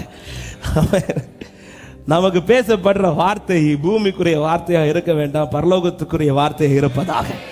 ஹல்லேலூயா. என்னுடைய ஜெபத்தில் ஒரு ஜெபம், ஆண்டவரே இந்த ஆலயத்துக்குள்ள ஒரு சின்ன பிள்ளை கால் வச்சிருந்தாலும் அத்தனை பேரையும் பரலோகத்துல பார்க்கணும் ஆண்டவரே. ஆமென். ஒரு நாள் கால் வச்சிருந்தாலும் பார்க்கணும் ஆண்டவரே. ஹல்லேலூயா. இங்கு வருகிறவர்கள் இந்த சபை நிரப்புகிறவர்களாய் வரக்கூடாது, பரலோக சபை நிரப்புகிறவர்களாய் தான் வரணும். ஆமென் சொல்லுங்க பார்க்கலாம். அப்படிப்பட்டவர்கள் தான் தேவை இந்த நாட்களில். அப்படிப்பட்டவர்களுக்கு தான் இப்படிப்பட்ட வார்த்தையே. ஆமென். இப்படிப்பட்டவங்களுக்கு வாளாக்காமல் தலையாக்குவார்னு வார்த்தை, ஏன்னா அது டெய்லி வரும். ஆமென். உன்னை 1000 மடங்கு பலிக்கு பெருக பண்ணுவாருங்கிற வார்த்தை இங்கிருந்து வராது, அது டெய்லி நடக்கும். இந்த பாதையை நீ சீர்படுத்திட்டேனா அந்த காரியத்தெல்லாம் கர்த்தர் உனக்கு செஞ்சுட்டே இருப்பார். ஹல்லேலூயா. ஆமென். தருணத்தை பயன்படுத்துங்கள். தேவன் தருகிற தருணம் ரொம்ப ரொம்ப முக்கியம். நமக்கு கிடைக்கிற, தேவ பிள்ளைக்கு கிடைக்கிற ஒவ்வொரு செகண்டும் பிரீசியஸ் ஆனவர். ஏன்னா இந்த நேரத்தை நான் மிஸ் பண்ணிட்டேன்னா இனி இந்த நேரம் எனக்கு திரும்ப கிடைக்காது. ஹல்லேலூயா. நமக்கு பலருக்குள்ள ஆசை என்ன தெரியுமா, அன்னைக்கு மாதிரி நமக்கு வயசு இன்னைக்கு இருந்துச்சுன்னா அது திரும்ப கிடைக்காது. இல்ல, நீங்க டை அடிச்சாலும் பேர பிள்ளை வந்து காட்டி கொடுக்குற தாத்தான்னு சொல்லி, பலருக்கு என்னன்னா டை அடிச்சோன்னு நம்ம திரும்ப 16 வயசு எல்லாம் தெரியும் முகத்திலே. நீங்க முடிக்கு டை அடிச்சிடலாம், ஆனா இந்த சுருக்குக்கு டை அடிக்க முடியாது. இல்ல, முடிஞ்சு போன நாட்கள் முடிஞ்சு போனதா. இன்னைக்குள்ள நாட்கள் எனக்கு நாளைக்கு திரும்ப கிடைக்காது. எனவேதான் கர்த்தர் தருகிற கிருபையை ஜனமே அந்த தருணத்தை சரியாக பயன்படுத்துவோம். வாழுகிற நாட்கள் எத்தனை நாட்கள் என்று தெரியாது, ஆனா முடியும் போது நம்மை குறித்த சாட்சி இதுவா இருக்கணும். இவனுக்கு கொடுக்கப்பட்ட கிருபையை இவன் விருதாவாக்கவில்லை, இவனுக்கு கொடுக்கப்பட்ட கிருபை விருதாவாக்கவில்லை. எத்தனை பேர் விரும்புறீங்க இந்த காலை நேரத்தில், ஆண்டவரே இப்படிப்பட்ட சாட்சி என்னை குறித்து உண்டாவதாக. ஹல்லேலூயா. தேவன் தருகிற தருணம். இஸ்ரவேல் ஜனங்கள் இது உணரவில்லை. ஏன் இந்த வனாந்தரம் என்பது உட்கார்ந்து யோசிக்கவில்லை. அதனால தான் வாசித்த வார்த்தையின்படி செப்பனியா 2:2 நீ உட்கார்ந்து உயித்து சோதித்து பாரு. ஆமென். நீ ஒன்னை எக்ஸாமின் பண்ணு, ஒன்னை டெஸ்ட் பண்ணுப்பா. டெய்லி ஒன்னை நீயே டெஸ்ட் பண்ணு. ஆமென். தேவனே இன்னைக்கு என் வாழ்க்கை சரியா தான் இருக்குதாப்பா, இன்னைக்கு என் வாழ்க்கை சரியான பாதையில தான் போகுதாப்பா. எனவேதான் தாவீதுடைய ஜெபம், உம்முடைய நல்ல ஆவியானவர் என்னை செம்மையான வழியில் நடத்துவீராக. ஆமென். நாம இந்த வார்த்தையை ஜெபிப்போம், ஆனா அவர் நடத்த விடுறோமான்னு கேட்டா இல்ல. தினம்தோறும் எவ்வளவுதான் என்னை பரிசுத்தப்படுத்தி கொண்டாலும் தினம்தோறும் நான் என்னை ஆராய வேண்டியது அவசியம். நேரம் போகிறது. 15 நிமிஷத்துல நான் 4 பாயிண்ட் சொல்லி முடிக்கணும். வேகமா சொல்றேன், கர்த்தர் நம்மோடு கூட பேசுவாராக. தேவன் தரும் தருணத்திலே நான் செய்ய வேண்டிய காரியங்கள் 4 காரியங்களை வேகமா சொல்றேன். தேவன் தரும் தருணத்தை சரியாய் பயன்படுத்துகிறவன் இந்த 4 காரியத்தை செய்வார். 1, அவன் பாவம் செய்ய மாட்டான். ஹல்லேலூயா. தேவன் தருகிற தருணம் நான் பாவம் செய்யாதிருக்கும்படியாக. யோவான் 8வது அதிகாரம் தெரிந்த வார்த்தைகள் தான், வேகமாய் வாசிக்கலாம். 8வது அதிகாரத்தின் 10-11 வசனங்களை வாசிங்கள். இயேசு நிமிர்ந்த அந்த ஸ்திரியை தவிர வேறொருவரையும் காணாமல், ஸ்திரியே உன்மேல் குற்றம் சாட்டினவர்கள் ஒருவனாகிலும் உன்னை ஆக்கினைக்குள்ளாக தீர்க்கவில்லையா என்றார். அதற்கு அவள், இல்லை ஆண்டவரே. இயேசு அவளை நோக்கி நானும் உன்னை ஆக்கினைக்குள்ளாக தீர்க்கிறதில்லை. நீ போ, இனி பாவம் செய்யாதே என்றார். நமக்கு தெரியும், பாவத்தில் பிடிப்பட்ட ஒரு ஸ்திரீ, எல்லாரும் அவளை கொல்லும்படியே கல்லை எடுத்துக்கொண்டு வருகிறார்கள். சொல்ல போனா அந்த நாள் அவளுடைய கடைசி நாள். அன்னைக்கோடு அவள் வாழ்க்கை முடிய போகுது. ஆனா அவளுக்கு கிடைத்த மிகப்பெரிய பாக்கியம் என்னவென்றால், எத்தனையோ பேர் இதுக்கு முன்பாக இதே போல பாவத்தில் சிக்கியிருந்த எத்தனையோ பேரை கல்லெறிந்து கொண்டிருப்பார்கள், தெரியவில்லை. ஆமா, ஆனால் மற்றவர்களுக்கெல்லாம் கிடைக்காத ஒரு பாக்கியம் இந்த ஸ்திரீக்கு கிடைத்தது. அன்னைக்கு அவ யாருக்கு முன்னாடி போய் விழுந்துட்டா தெரியுமா? பாவத்தை மன்னிக்கிற ஆண்டவராக இயேசு கிறிஸ்துவின் முன்னாடி போய் விழுந்துட்டார். ஆமென். இந்த சத்தத்தை கேட்டுக் கொண்டிருக்கிற ஜனமே, ஆன்லைன்ல பார்த்து கொண்டிருக்கிற ஜனமே, நம்முடைய பாவத்திற்கான பரிகாரி ஒரே ஒருவர் மட்டும்தான். அவர்தான் நான் ஆராதிக்கிறேன், ஆண்டவராக இயேசு கிறிஸ்து. வேற யாருக்கு முன்னாடி போய் விழுந்தாலும் என் பாவம் நீங்காது. நான் எத்தனை மைல் தூரம் நடந்தாலும் என் பாவம் நீங்காது. ஆமென். நான் என்ன கிரயம் செலுத்தினாலும் என் பாவம் நீங்காது. என் பாவம் மன்னிக்கப்பட வேண்டுமானால் என் ஆண்டவராக இயேசு கிறிஸ்துவின் ரத்தம் என் மேல் தெளிக்கப்பட்டிருக்கணும். ஜீசஸ். ஆமென். ஹalleluya. இதை எல்லாருமே புரிஞ்சுக்கணும். நம்முடைய பாவத்தை மன்னிக்கிற அதிகாரம் அவரிடத்தில் மட்டுமே இருக்கிறது. அவர் ஒருவரே சிலுவையில் இதை நமக்கு ஜெயமாய் தந்திருக்கிறார். இப்பொழுது இவளுக்கு கிடைத்த பாக்கியம் இயேசுவின் பாதத்தில் விழுந்திருக்கா. ஆமென். எல்லாரும் இப்பொழுது கல்லெறிய ரெடியா இருக்கும்போது ஆண்டவர் குனிந்து தரையில எழுதினார்.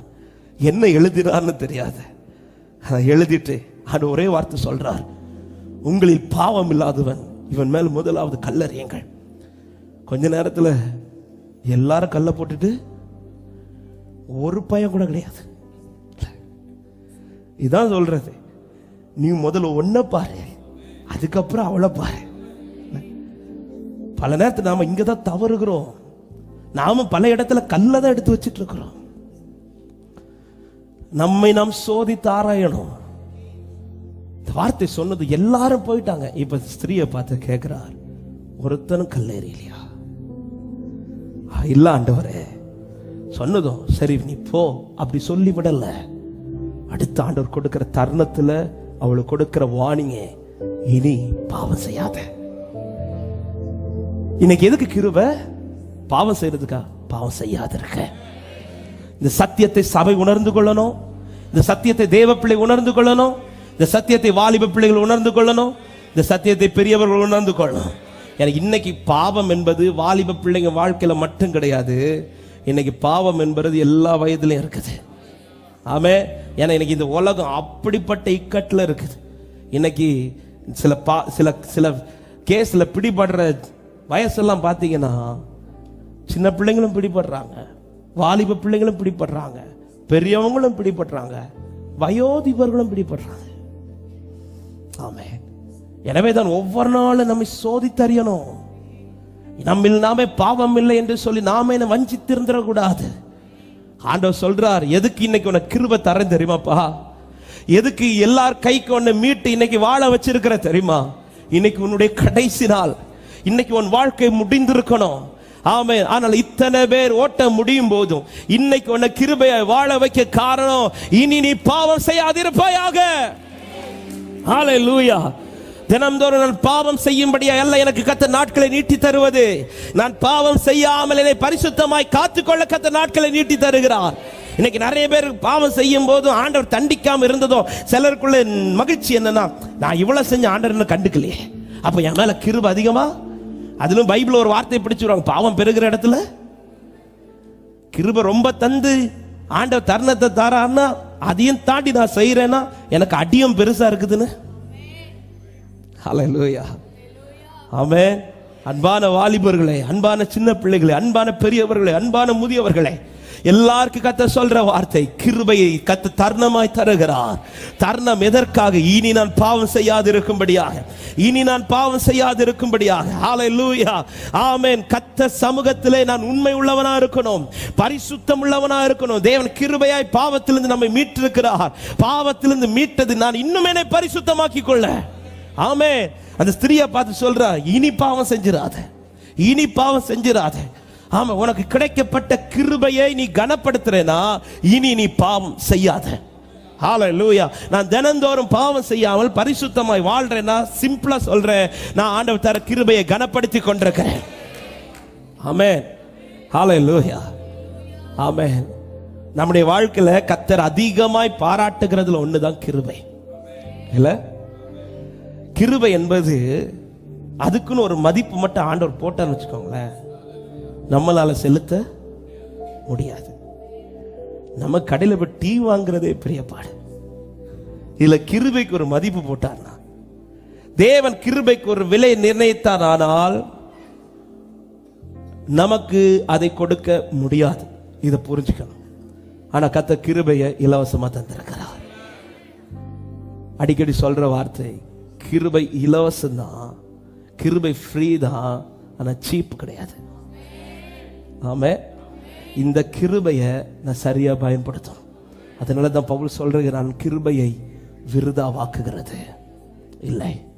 ஒவ்வொரு நாளும் தூங்குறதுக்கு முன்னாடி உட்கார்ந்து யோசிங்க, இன்னைக்கு தேவன் தந்த கிருபையை நான் எப்படி பயன்படுத்தினேன், எப்படி பயன்படுத்தினேன், என்ன செய்தேன், என் கை என்ன செஞ்சது, என் கண் எதை பார்த்துச்சு, என் வாய் எதை பேசினது, என் காது எதை கேட்டது, என் இருதயத்தில் நான் என்ன யோசிச்சு, என் நினைவுல நான் என்ன யோசிச்சு, இன்னைக்கு என் கால்கள் எதை செயல்படுத்தினது, எங்க போச்சுது, நான் எதை செய்தேன், இது எல்லாத்தையும் கொஞ்சம் லிஸ்ட் போட்டு பாருங்க. அதுல ஏதாவது குறைகள் இருக்குமானா, அதுல ஏதாவது தவறுகள் இருக்குமானா, தேவ சமூகத்திலே அதை அறிக்கை பண்ணி அதை இனி செய்யாதபடிக்கு விட்டு விடுங்கள். இப்படி தினம்தோறும் கிருபையை தருகிற தருணத்தை நாம் சரியாய் பயன்படுத்துவோமானால் கர்த்தர் நம்மை அதிசயமாய் பரிசுத்தமாக்கி கொண்டே இருப்பார். இனி பாவம் செய்யாதே. தேவன் தருகிற தருணம், தேவன் தருகிற கிருபை பாவம் செய்ய அல்ல. ஆமென். நான் சொல்லி விடுகிற இரண்டாவது, தேவன் எதற்காய் தருணத்தை தருகிறார், கிருபையை தருகிறார். தியத்திரா சபையில் உள்ள தியத்திரா சபைக்கு எழுதும் போது எசபேலை பார்த்து சொல்ற வார்த்தை, வெளிப்படுத்தல் 2வது அதிகாரம் அதனுடைய 21வது வசனத்தை வாசிங்க. அவள் மனம் திரும்பும்படியாய் அவளுக்கு தவணை கொடுத்தேன், தன் வேசி மார்க்கத்தை விட்டு மனம் திரும்ப அவளுக்கு விருப்பம் இல்லை. அவள் மனம் திரும்பும்படியாய் நான் தருணம் கொடுத்தேன். ஒன்று, பாவம் செய்யாதிருக்க, இரண்டாவது நான் மனம் திரும்ப. ஆமென். பாவம் செய்யாதே என்று சொல்லிவிட்டு ஆண்டவர் அடுத்து எதிர்பார்க்கிறது, நீ மனம் திரும்பணும், உன் மனம் புதிதாக்கப்பட வேண்டும். எசபேல் குறித்து சொல்லப்பட்ட வார்த்தை, அவள் மனம் திரும்பும்படியாய் அவளுக்கு தவணை கொடுத்தேன், ஆனால் அவளுக்கு அதுல விருப்பம் இல்லையா, அவளுக்கு இதுல தன் மனதை மாற்றிக்கொள்ள விருப்பம் இல்லை, அதன் மேலதான் மனது.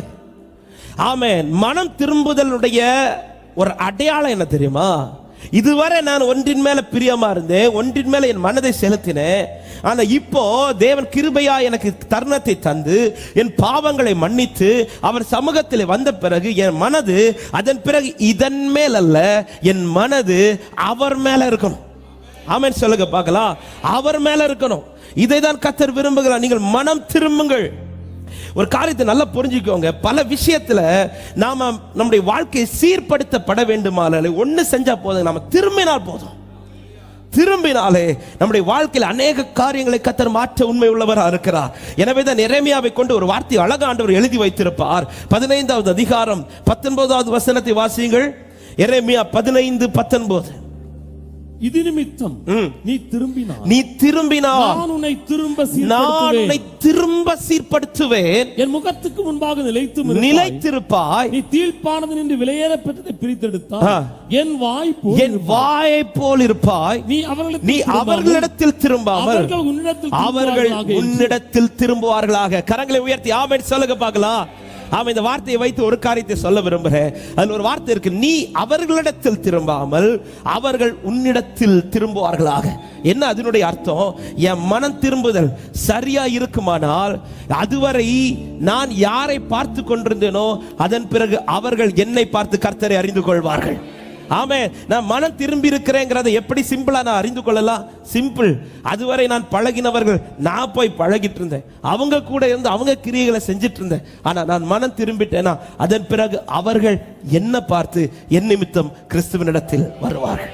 எனக்கு என் கேள்வி ஒன்று முன்னாடி வைக்கிறேன், உங்களை பார்த்து எத்தனை பேர் ஆண்டவர்கிட்ட வந்திருக்கிறாங்க? கை தூக்கட்டா.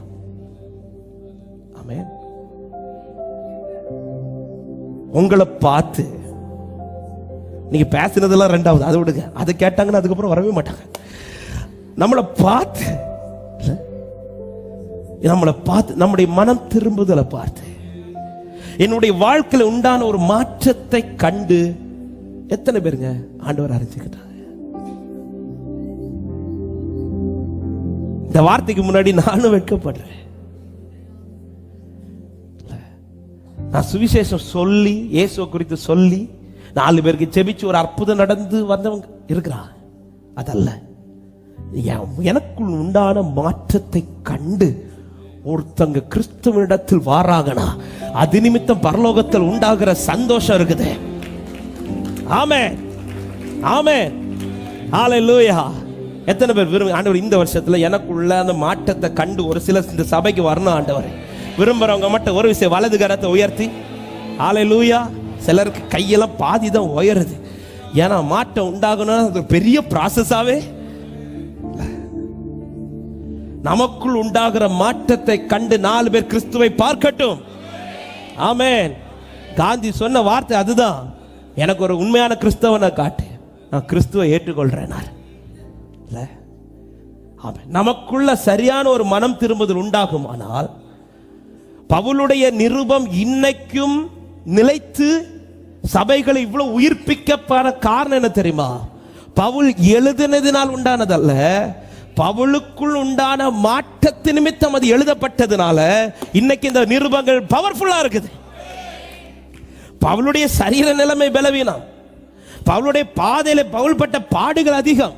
ஆனா பவுல் எழுதின நிருபம் இன்னைக்கு சபை உயிர்ப்பிக்க காரணம் பவுல் எழுதினதினால் அல்ல, பவுலுக்குள் உண்டான அந்த மனம் திரும்பதினால் உண்டான எழுத்து இன்னைக்கும் சபையிலே நிலைத்துக் கொண்டிருக்கிறது.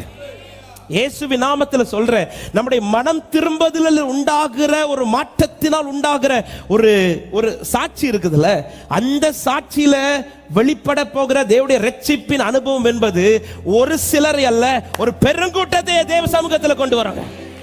ஆமென், ஹல்லேலூயா. அன்பான மனைவிமாரே, அன்பான கணவனாரே, அன்பான பிள்ளைகளே, உங்க குடும்பத்தில் இன்னும் ரட்சிக்கப்படாதவங்க இருக்கிறாங்க. உங்களுக்குள்ள உண்டாகிற மனம் திரும்புதில்ல, அவங்க வருவார்களாக. ஜீசஸ், ஆமென், ஆமென். நம்ம மனம் திரும்பாம ரட்சிங்கன்னு சொன்ன ஆண்டவர் ரட்சிக்கவே ஆண்டவர் வெயிட் பண்ண. நீ முதல்ல திரும்ப, நீ திரும்பினால் நான் உன்னை திரும்பவும் சீர்படுத்துவேன். வார்த்தையெல்லாம் திரும்ப அந்த வார்த்தையை வாசிக்கலாம். எரேமியா 18. இது நிமித்தம் நீ திரும்பினால், இந்த வார்த்தை ஒவ்வொன்றா, நீ திரும்பினால் நான் உன்னை திரும்ப சீர்படுத்துவேன். இரண்டாவது, என் முகத்துக்கு முன்பாக நீ நிலைத்திருப்பப்பா, நீ நிலைச்சிருப்ப. மூணாவது, நீ தீர்ப்பானது என்று, அதாவது தீர்ப்பானது உன்னிடத்தில் இல்லாமல் விலையேற பெற்ற விதத்தில் நீ இருப்பாயானால் என் வாய் போல் இருப்பாய். ஹல்லேலூயா. என் வாய் போல இருப்ப. உன் வாயிலிருந்து புறப்படுற வார்த்தை சாதாரணமா இருக்காது. நீ சொல்ற ஒவ்வொரு வார்த்தைக்கு பரலோகம் ஆமென் என்று பதில் கொடுத்து கொண்டிருக்கும். ஜீசஸ் யாருக்கு இதை சொல்றார்? நீ திரும்ப, மனம் திரும்ப, மனம் திரும்ப. உண்மையான ஒரு மனம் மாற்றம் நமக்குள் இருக்கிறதா? ஆமே. உண்மையான மனம் திரும்பதில் எப்படி நான் அறிந்து கொள்ள முடியும்? அந்த இளைய குமாரனை குறித்து நான் படித்திருக்கிறேன். எல்லாத்தையும் எடுத்து வாசிக்க நேரம் இல்லாததுனால இந்த வார்த்தைகளை மட்டும் நான் சொல்லி விடுகிறேன். அவனுக்குள்ள ஒரு மனம் திரும்புதல் வந்ததும் அவனுக்குள் வெளிப்பட்ட காரியம் ஒன்று, அவன் தன்னுடைய நிலை உணர்ந்து கொண்டான். தான் எப்படி இருக்கிறேன், தன்னுடைய சிச்சுவேஷன் எப்படி, தன்னுடைய வாழ்க்கை இப்ப என்ன நிலைமையில இருக்கிறது என்பதை அவன் அறிந்து கொண்டான். பண்டிகளுக்கு கொடுக்கிற கூட தவிட்டு கூட இப்பொழுது அவனுக்கு இல்லை, யாருமே அவனோடு கூட இல்லை, தனிமையா இருக்கிறான். தன் வாழ்க்கையை கவனிக்க யாரும் கிடையாது, எந்த நிலைமையிலும் அவனுக்கு கை கொடுக்க யாரும் இல்லை. தன் நிலை முதலாவது, தான் யார், தான் எப்படிப்பட்டவன், தான் யாருடையவன் என்பதை அவன் முதலாவது அறிந்து கொள்கிறான். இரண்டாவது, அவனுக்குள்ள மன திரும்புதல் உண்டான மாற்றம், அவன் தன் தகப்பனை நினைக்கிறான். வேற யாரையும் அவன் நினைவுல கொண்டு வரல, அவன் வேற யாரையும் பார்க்கல, தன் சகோதரனை நினைக்கல. அவனுடைய நினைவு யார் மட்டும் தான் இருந்துச்சுன்னா தன் தகப்பனை. ஆமென். அந்த நேரத்தில் நண்பர்களை அவன் நினைக்கவில்லை, யாரை? அவன் தகப்பனை நினைக்கிறான். உண்மையான மனம் திரும்புதல் உள்ளவனுக்குள்ள ஒரே ஒரு நினைவு மட்டும்தான் இருக்கும், அந்த தகப்பனுடைய நினைவு மட்டும்தான் இருக்கும். மூன்றாவது, மனம் திரும்புகிறவனுடைய வாழ்க்கையில் உண்டாகிற மாற்றம், அவன் எழுந்து புறப்படுவான். எதற்கு புறப்படுவார்? திரும்பவும் பாவம் செய்யவா அல்ல, திரும்பவும் தன் இஷ்டம் போல வாழவா அல்ல. எதற்கு புறப்படுவானா? தகப்பனிடத்தில் புறப்படுவார், தகப்பனுக்காக புறப்படுவார், தகப்பனோடு இருக்க புறப்படுவார். 3, 4வது தன்னை தாழ்த்தி தகப்பனிடத்தில் உட்காருவான். எப்படி அந்த மூத்த குமாரன் தகப்பனோடு உட்கார்வதை விரும்பி தன்னை தாழ்த்தினா தகப்பனுடைய விருப்பத்துக்கு மாறா எதையும் செய்யாமல். அதனாலதான் சொல்றார், என் நண்பர்களுக்குன்னு நீங்க ஒரு நாள் கூட இதை செய்யலையே இல்ல, அப்ப எல்லாத்தையும் சகிச்சு, அப்பாவுக்கு இது பிடிக்காதா வேணாம், எல்லாத்தையும் சகிச்சு தன்னை தாழ்த்தி இருந்தது போல இப்பொழுது மனம் திரும்பின இளைய குமாரனும் தன்னை தாழ்த்தி தகப்பனிடத்தில் வந்து உட்கார்றான். கடைசியாக அவனுக்குள் உண்டான மாற்றம், தன் பாவத்தை அவரிடத்தில் அறிக்கை பண்ணுகிறான். தன் நிலை உணர்ந்தான், தகப்பனை நினைத்தான், எழுந்து புறப்பட்டான், தன்னை தாழ்த்தி தகப்பனிடத்தில் வந்தார், தன்னுடைய பாவத்தை அறிக்கை பண்ணினான். மனம் திரும்புகிறவனுக்குள் உண்டாகிற மாற்றம் இதுதான். இதை பார்த்தால் இது ஒருவன் வாழ்க்கையில சரியா இருக்குமானால் இயேசுவின் நாமத்துல சொல்றேன், அவர்களை கர்த்தர் இந்த பூமியிலே சாட்சியாய் நிறுத்துவார். ஆமென். மனம் திரும்ப கர்த்தர் தருணத்தை தருகிறார். 3வதாக எதற்கு கர்த்தர் தருணத்தை தருகிறார்? கனி கொடுக்கும்படியாக. 1 பாவம் செய்யாதிருக்க, 2 மனம் திரும்ப, 3 கனி கொடுக்க. லூக்கா 13வது அதிகாரம் அதனுடைய 6 முதல் 9 வசனங்களை வேகமாய் வாசியுங்கள். லூக்கா 13, 6 முதல் 9. அப்பொழுது அவர் ஒரு ஓமையும் சொன்னார். ஒருவன் தன் திராட்சை தோட்டத்தில் ஒரு அத்தி மரத்தை நட்டிருந்தான். அவன் வந்து அதிலே கனியை தேடின போது ஒன்றும் காணவில்லை. அப்பொழுது அவன் தோட்டக்காரனை நோக்கி, இதோ 3 வருஷமாய் இந்த அத்தி மரத்திலே கனியை தேடி வருகிறேன், ஒன்றையும் காணவில்லை. இதை வெட்டி போடு, இது நிலத்தையும் ஏன் கெடுக்கிறது என்றான். அதற்கு அவன், ஐயா, இது இந்த வருஷமும் இருக்கட்டும், இந்த வருஷமும் இருக்கட்டும், நான் இதை சுற்றிலும் கொத்தி எரு போடுவேன், கனி கொடுத்தால் சரி, கொடாவிட்டால் இனிமேல் இதை வெட்டி போடலாம் என்று சொன்னான் என்றார். நல்ல கவனிங்க, இந்த வருஷத்தின் ஆரம்பத்திலேயே அடியானோடு ரொம்ப உணர்த்தின ஒரு வார்த்தை. இந்த வார்த்தை 2-3 இடங்களில் அன்று இந்த வார்த்தையை சொல்ல வைத்திருக்கிறார். ஆமா, இந்த வார்த்தை நல்லா புரிஞ்சுக்கணும். இந்த அத்தி மரம் எங்க முதலாவது நாட்டப்பட்டிருக்கிறது என்றால் அதற்கான ஸ்தலத்தில் அல்ல, அதற்கு தகுதியே இல்லாத ஒரு ஸ்தலம், அதுதான் திராட்சை தோட்டம். திராட்சை தோட்டத்தில் அத்தி மரத்துக்கு வேலையே கிடையாது. ஒவ்வொரு வார்த்தையும் நல்லா கவனிங்க. இந்த ஒரு செய்தியை பேசுறதுக்கு 1 hour ஆகும். ஆமே, ஒரு 3 காரியத்திலிருந்து சொல்லி முடிக்கிறேன். இந்த திராட்சை தோட்டத்தில் இந்த அத்தி மரத்துக்கு வேலையே கிடையாது. திராட்சை தோட்டத்தில் எது மட்டும்தான் இருக்கும்னா திராட்சை செடி மட்டும்தான் இருக்கணும். ஆனா அதையும் தாண்டி இந்த நல்ல செடியான திராட்சை செடி இருக்கிற இடத்துல ஒரு அத்தி மரம் வளருதுன்னா அது அத்தி மரத்தினுடைய ஸ்பெஷல்னால கிடையாது, அந்த தோட்டக்காரர் பாராட்டின கிருபையினால வந்தது. ஆமென் சொல்லுங்க பார்க்கலாம். இந்த வார்த்தையை நான் இப்படி சொல்ல விரும்புகிறேன்.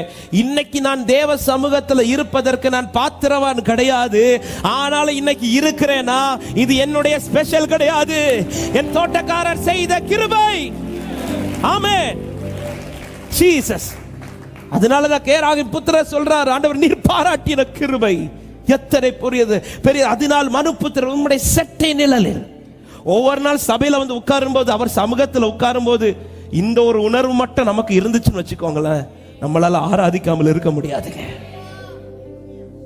இந்த திராட்சை தோட்டத்தில் எனக்கு இங்க என்ன வேலை? ஆனா ஏன் இன்னைக்கு என்ன வச்சிருக்கிறார்? இது என்னில வெளிப்பட்ட கிரியை கிடையாது. நல்ல ஒரு கனியை பார்த்ததினால் அல்ல கொண்டு வச்சது. அப்படி வச்சிருந்திருப்பார், ஆனால் இந்த எஜமான் சொல்லியிருப்பார், அன்னைக்கு நல்ல கனி தந்துச்சு, இன்னைக்கு தர, அப்படி சொல்லி இருந்திருப்பார்.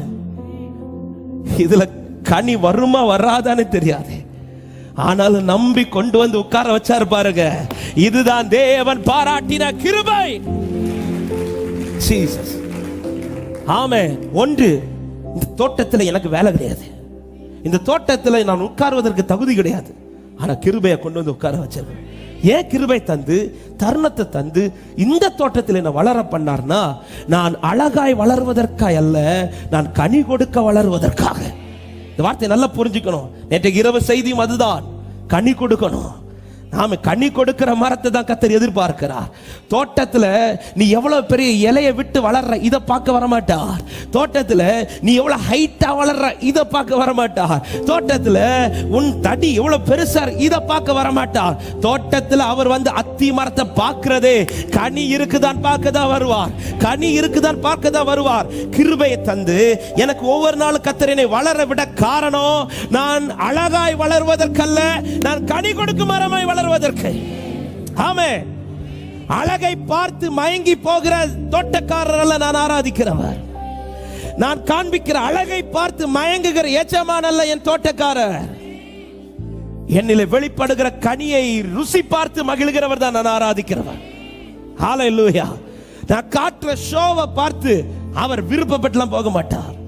பலரும் இன்னைக்கு இலைய காட்டி ஷோ காட்டி தான் இருக்கிறோமே தவிர, அவர் நான் காட்டுகிற ஷோவை பார்த்து இலைய பார்த்து எப்பா இவ்வளவு வளர்ந்துருக்கேப்பா பரவாயில்ல, இவ்வளவு இலைய பெருசா இருக்குது, இதை பார்த்தல்ல அவர் வந்து பார்க்கிற கனி இருக்குதா.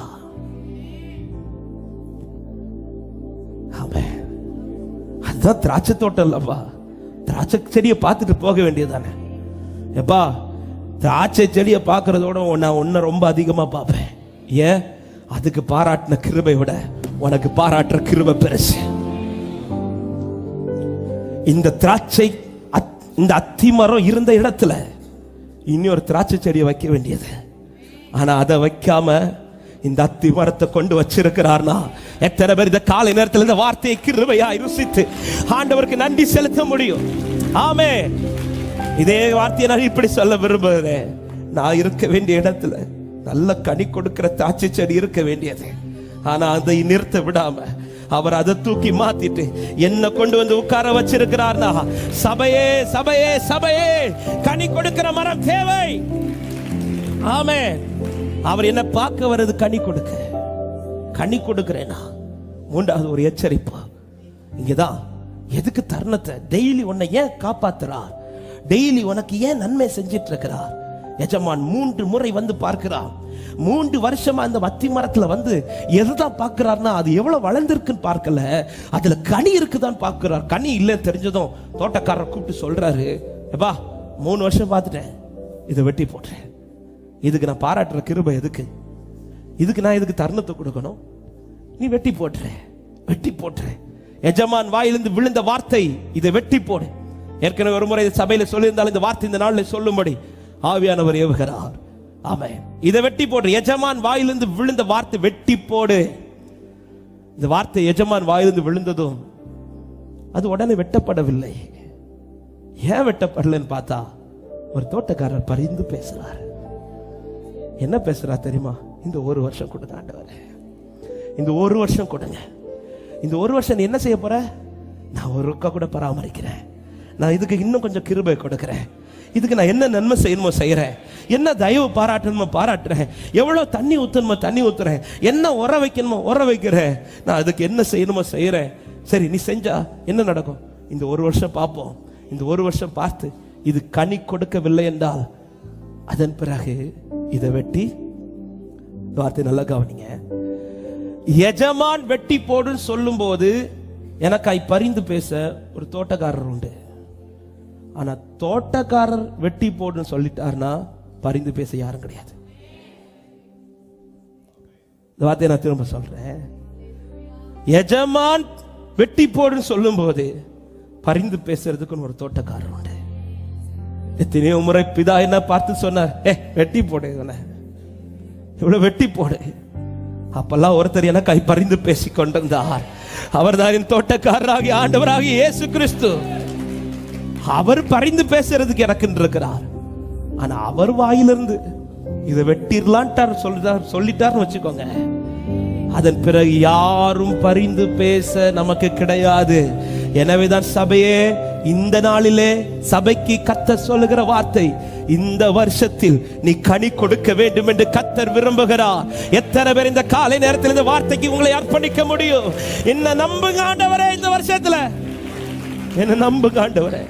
இந்த வருஷத்தின் ஆரம்பத்திலே கர்த்தர் என்கிட்ட பேசினதுதான், இத்தனை வருஷம் என்ன ஏமாத்திட்டேன், இத்தனை வருஷம் என்ன ஏமாத்திட்டேன். எத்தனை பேருக்கு சொல்ல முடியும்? உங்க பக்கத்துல இருக்கிறவங்களுக்கு பாராட்டின கிருபையோட உங்களுக்கு ஆண்டவர் அதிகமா கிருபை தந்திருக்கிறான்னு சொல்றோம். என் கேள்வி, என்ன கனி கொடுத்தோம்? என்ன கனி கொடுத்தோம்?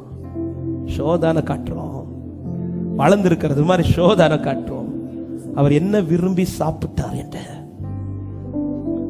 எஜமான் விரும்புறது போல என்ன கனி எந்த வருஷத்துல கொடுத்தோம்? இந்த எஜமான் போன உடனே இந்த தோட்டக்காரர் இந்த அத்திமரத்துக்கிட்ட வந்து என்ன சொல்லியிருப்பா தெரியுமா?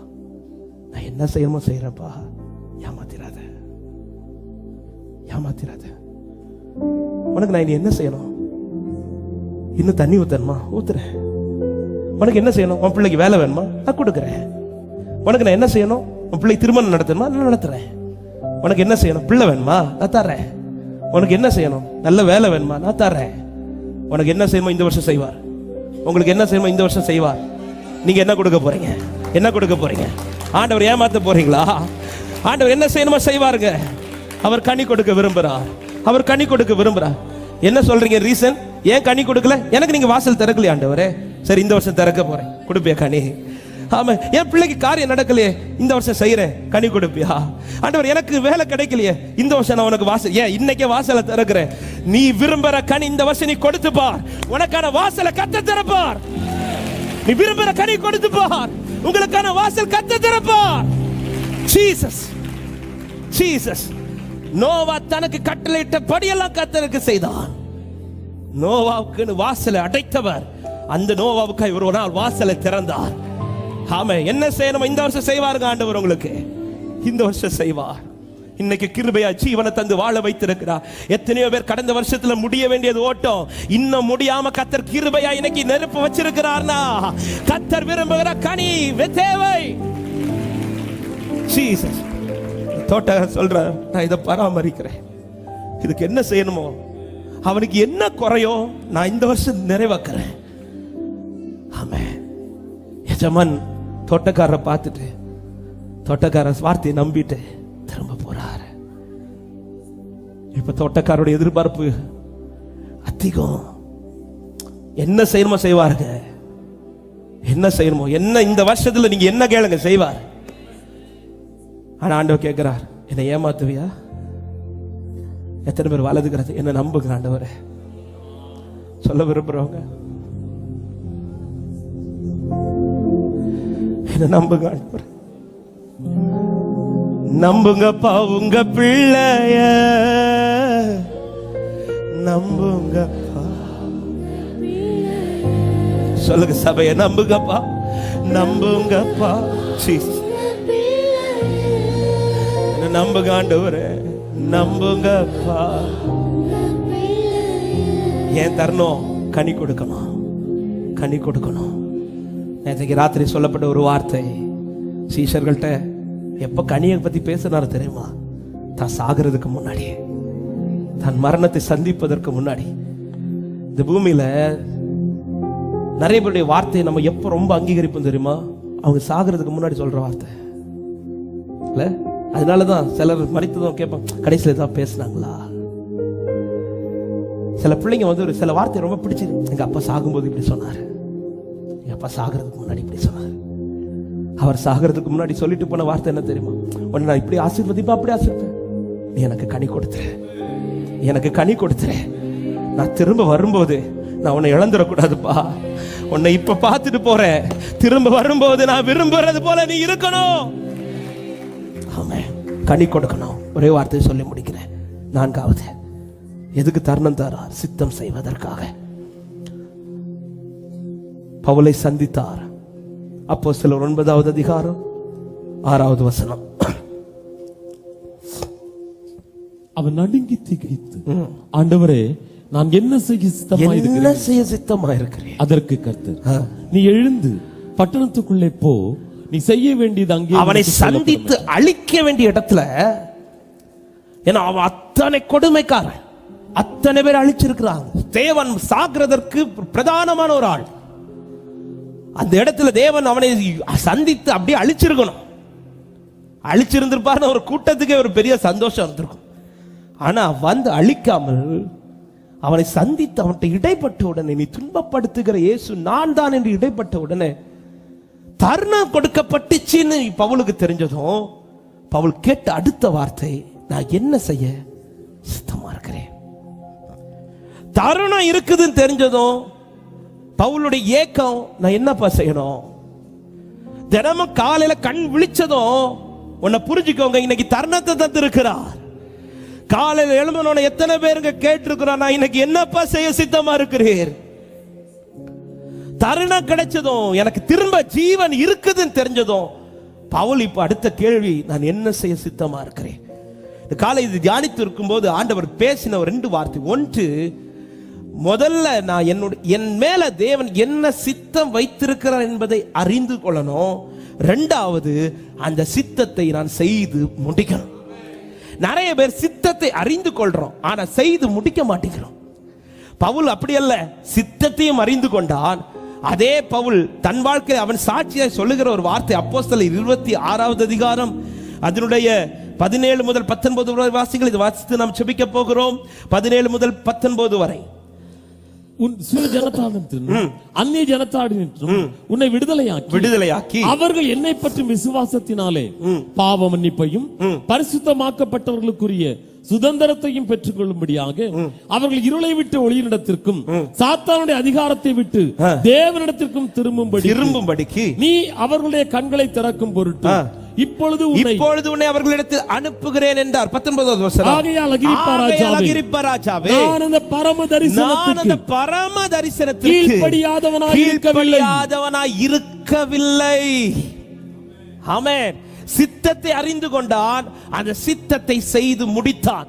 அப்படிப்பட்ட பவுல் தான் ஓட்ட முடியும் போது சொல்றார், நல்ல போராட்டத்தை போராடினேன், ஓட்டத்தை முடித்தேன். சித்தத்தை அறிந்து சித்தத்தை செய்கிறவனுக்கு தான் சொல்ல முடியும், நான் போராட்டத்தை போராடி முடித்தேன். ஆண்டவராக இயேசு கிறிஸ்து இந்த பூமியிலே வந்து தன் இஷ்டம் போல வாழவில்லை. அவர் பிதாவின் சித்தம் எதுவோ அதனாலதான் அவர் எதை செய்தாலும் சரியாய் செய்வார். அவர் எதை பேசினாலும் சரியாய் பேசுவார். அவர் எங்கே போனாலும் சரியாய் போவார். சும்மா ஒரு இடத்துக்கு அவர் போக மாட்டார். சும்மா இந்த வார்த்தை அவர் பேச மாட்டார். ஆமை, சும்மா எந்த கிரியையும் அவர் செய்ய மாட்டார். அவருடைய செயல்கள் எல்லாமே அவருடைய சித்தத்திற்குட்பட்டு இருந்தது. அப்படி இருந்ததுனால சிலுவையில் அவருக்கு சொல்ல முடிந்தது, எல்லாம் முடிந்தது என்று. ஆமென், ஹல்லேலூயா. இதை தியானிக்கும் போது ஆண்டவர்கிட்ட இப்படி ஒரு வார்த்தை ஜெபிச்சேன். ஆண்டவரே, என் ஓட்டம் முடியும் போது என்னை குறித்து உலகமும் சரி பரலோகமும் சரி என்ன சொல்லணும்னா, இவன் அப்படி சம்பாதிச்சான், இப்படி படிச்சான், இது இல்ல ஆண்டவரே, இவன் அவருடைய சித்தத்தை செய்து முடிச்சான்னு சொல்லணும்பா. எத்தனை பேர் விரும்புறீங்க இந்த காலை நேரத்துல என்னை குறித்த சாட்சி இதுவா இருக்கட்டும் ஆண்டவரே. ஹல்லேலூயா. சித்தம் செய்யணும். முதல்ல சித்தத்தை அறியணும், உட்கார்ந்து அறியணும். காலையில் எழும்பும் போது என்ன செய்ய சித்தம் வச்சிருக்கிறேன் ஆண்டவரே, அறிந்துட்டீங்களா? அடுத்து அதை முடிக்கிறது ட்ரை பண்ணுங்க. ஒவ்வொரு நாளும் இயேசுவின் நாமத்தில் சொல்றேன், ஊழியர்களுக்கு மட்டுமல்ல தேவ சித்தம் என்பது, தேவனால் தெரிந்து கொள்ளப்பட்ட எல்லார் வாழ்க்கையிலும் தேவன் ஒரு சித்தத்தை வச்சிருக்கிறார். அது ஊழியம் செய்வது மட்டுமல்ல, ஏதோ ஒன்றை இங்க இருக்கிற இந்த சத்தத்தை கேட்டுக்கொண்டிருக்கிற சிறியோர் பெரியோர் வாலிபர் முதியோர் எல்லாருடைய லைஃப்ல ஏதோ ஒரு சித்தம் இருக்கிறது. அதை கேட்டு அறிந்து அதை செய்து முடிக்க பிரயாணம் பண்ணுங்க. அதுதான் தேவன் கொடுக்கிற தருணத்தில் நாம் செய்ய வேண்டியது. சித்தத்தை அறிந்து செயல்படுத்தணும், கனி கொடுக்கணும். சித்தத்தை செய்கிறவனா இருந்தாலே போதுங்க, கனி கொடுக்க வச்சுட்டே இருப்பாருங்க. ஹல்லேலூயா. சித்தம் நான் சரியா செய்வேனா கனி கொடுக்க வச்சிருவார். பவுல் சித்தத்தை செய்ய தொடங்கினார். ஆமென். கனி கொடுக்க வைத்தார். அந்த பவுலுடைய சாட்சி இன்னைக்கும் நிலைத்து கொண்டிருக்கிறது. சித்தம் செய்கிறவன் கனி கொடுப்பான், சித்தம் செய்கிறவன் கனி கொடுப்பான். எனவேதான் ஒரு வார்த்தை ஆண்டவர் இப்படி சொல்லுவார். லூக்கா 12வது அதிகாரம் அதனுடைய 47வது வசனத்திலே எச்சரிப்பாய் ஆண்டவர் சொல்ற வார்த்தை இது. லூக்கா 12:7 47. தன் எஜமானுடைய சித்தத்தை அறிந்து ஆயத்தமாயிராமலும் அவனுடைய சித்தத்தின்படி செய்யாமலும் இருந்த ஊழியக்காரன் அநேக அடிகள் அடிக்க, சித்தத்தை அறிந்துட்டு நான் அதை செய்யாம ஏன் இஷ்டம் போல போவேனானால் ஆண்டவர் எச்சரிப்பா சொல்ற வார்த்தை, அவன் அநேக அடிகள் அடிக்கப்படுவான். ஒரு அடி விழும் போதே நம்ம யோசிக்கணும், எங்கேயோ.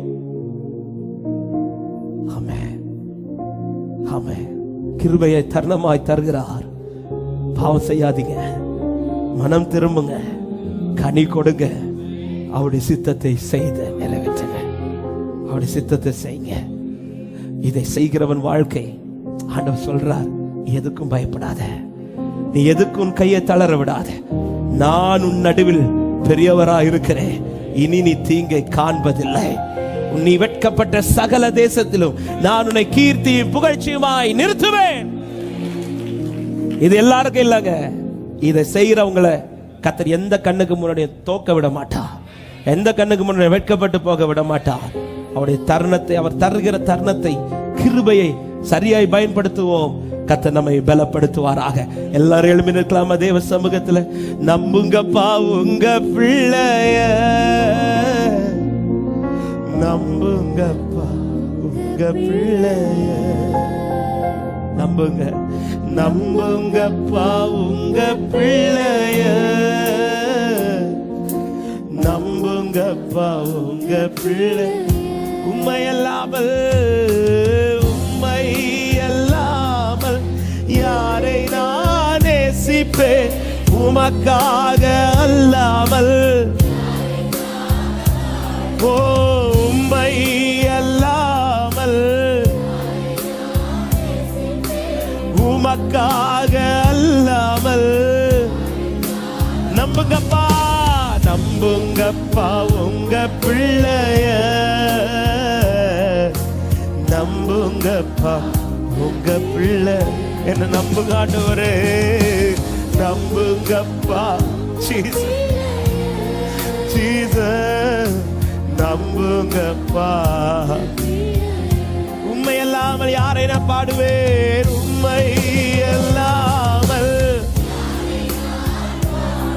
ஓ உமக்காக அல்லாமல் யார், உம்மை அல்லாமல், உம்மை யாரை நான் நேசிப்பேன், உமக்காக அல்லாமல் யாருக்காக வாழ்வே. நம்புங்கப்பா, ஹalleluya, நம்புங்கப்பா உங்க பிள்ளைய, இயேசுவே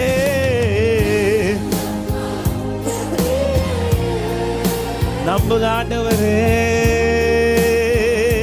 அப்படியே ஒரே நிமிடம் முடியுமானால் உங்க வலது கரத்தை உயர்த்தி இடது கரத்தை இருதயத்தில் வை. எத்தனை பேர் இந்த வார்த்தைக்கு முன்பாக உங்களை விட்டு கொடுக்க போறீங்க? அவர் விரும்புறது உனக்கு கிருபையா இந்த திராட்சை தோட்டத்தில் வச்சிருக்கிறேன், நான் தானே உன்னை பராமரிச்சிட்டு இருக்கிறேன், நான் தானே உனக்கு தண்ணீர் ஊற்றி கொண்டிருக்கிறேன். நீ இன்னைக்கு எப்படி வளர்ந்தன்னு கேட்டா நீ என்ன சொல்ல முடியும்? எனக்குன்னு ஒரு தோட்டக்காரர் இருக்கிறார், அவர் எனக்கு தண்ணீர் ஊற்றுறார், அவர் என்ன பராமரிக்கிறார். இன்னைக்கு நான் வளர காரணமே அவர்னாலதான். நான் என்னைக்கோ அழிந்து போக வேண்டியவன், இன்னைக்கு நான் வளர காரணமே எனக்கு ஒரு தோட்டக்காரர் இருக்கிறார், என்னை பராமரிக்கிறவர் இருக்கிறார். ஆண்டவர் சொல்றார், இன்னும் நான் என்ன செய்யணுமோ செய்யறேன். என்ன செய்யணும் ஆண்டவர் கேட்கிறார், நீங்க சொல்லுங்க என்ன செய்யணும் சொல்லுங்க. இனி நான் உனக்கு என்ன செய்யணும் இந்த வருஷத்துல நான் செய்யறேன்.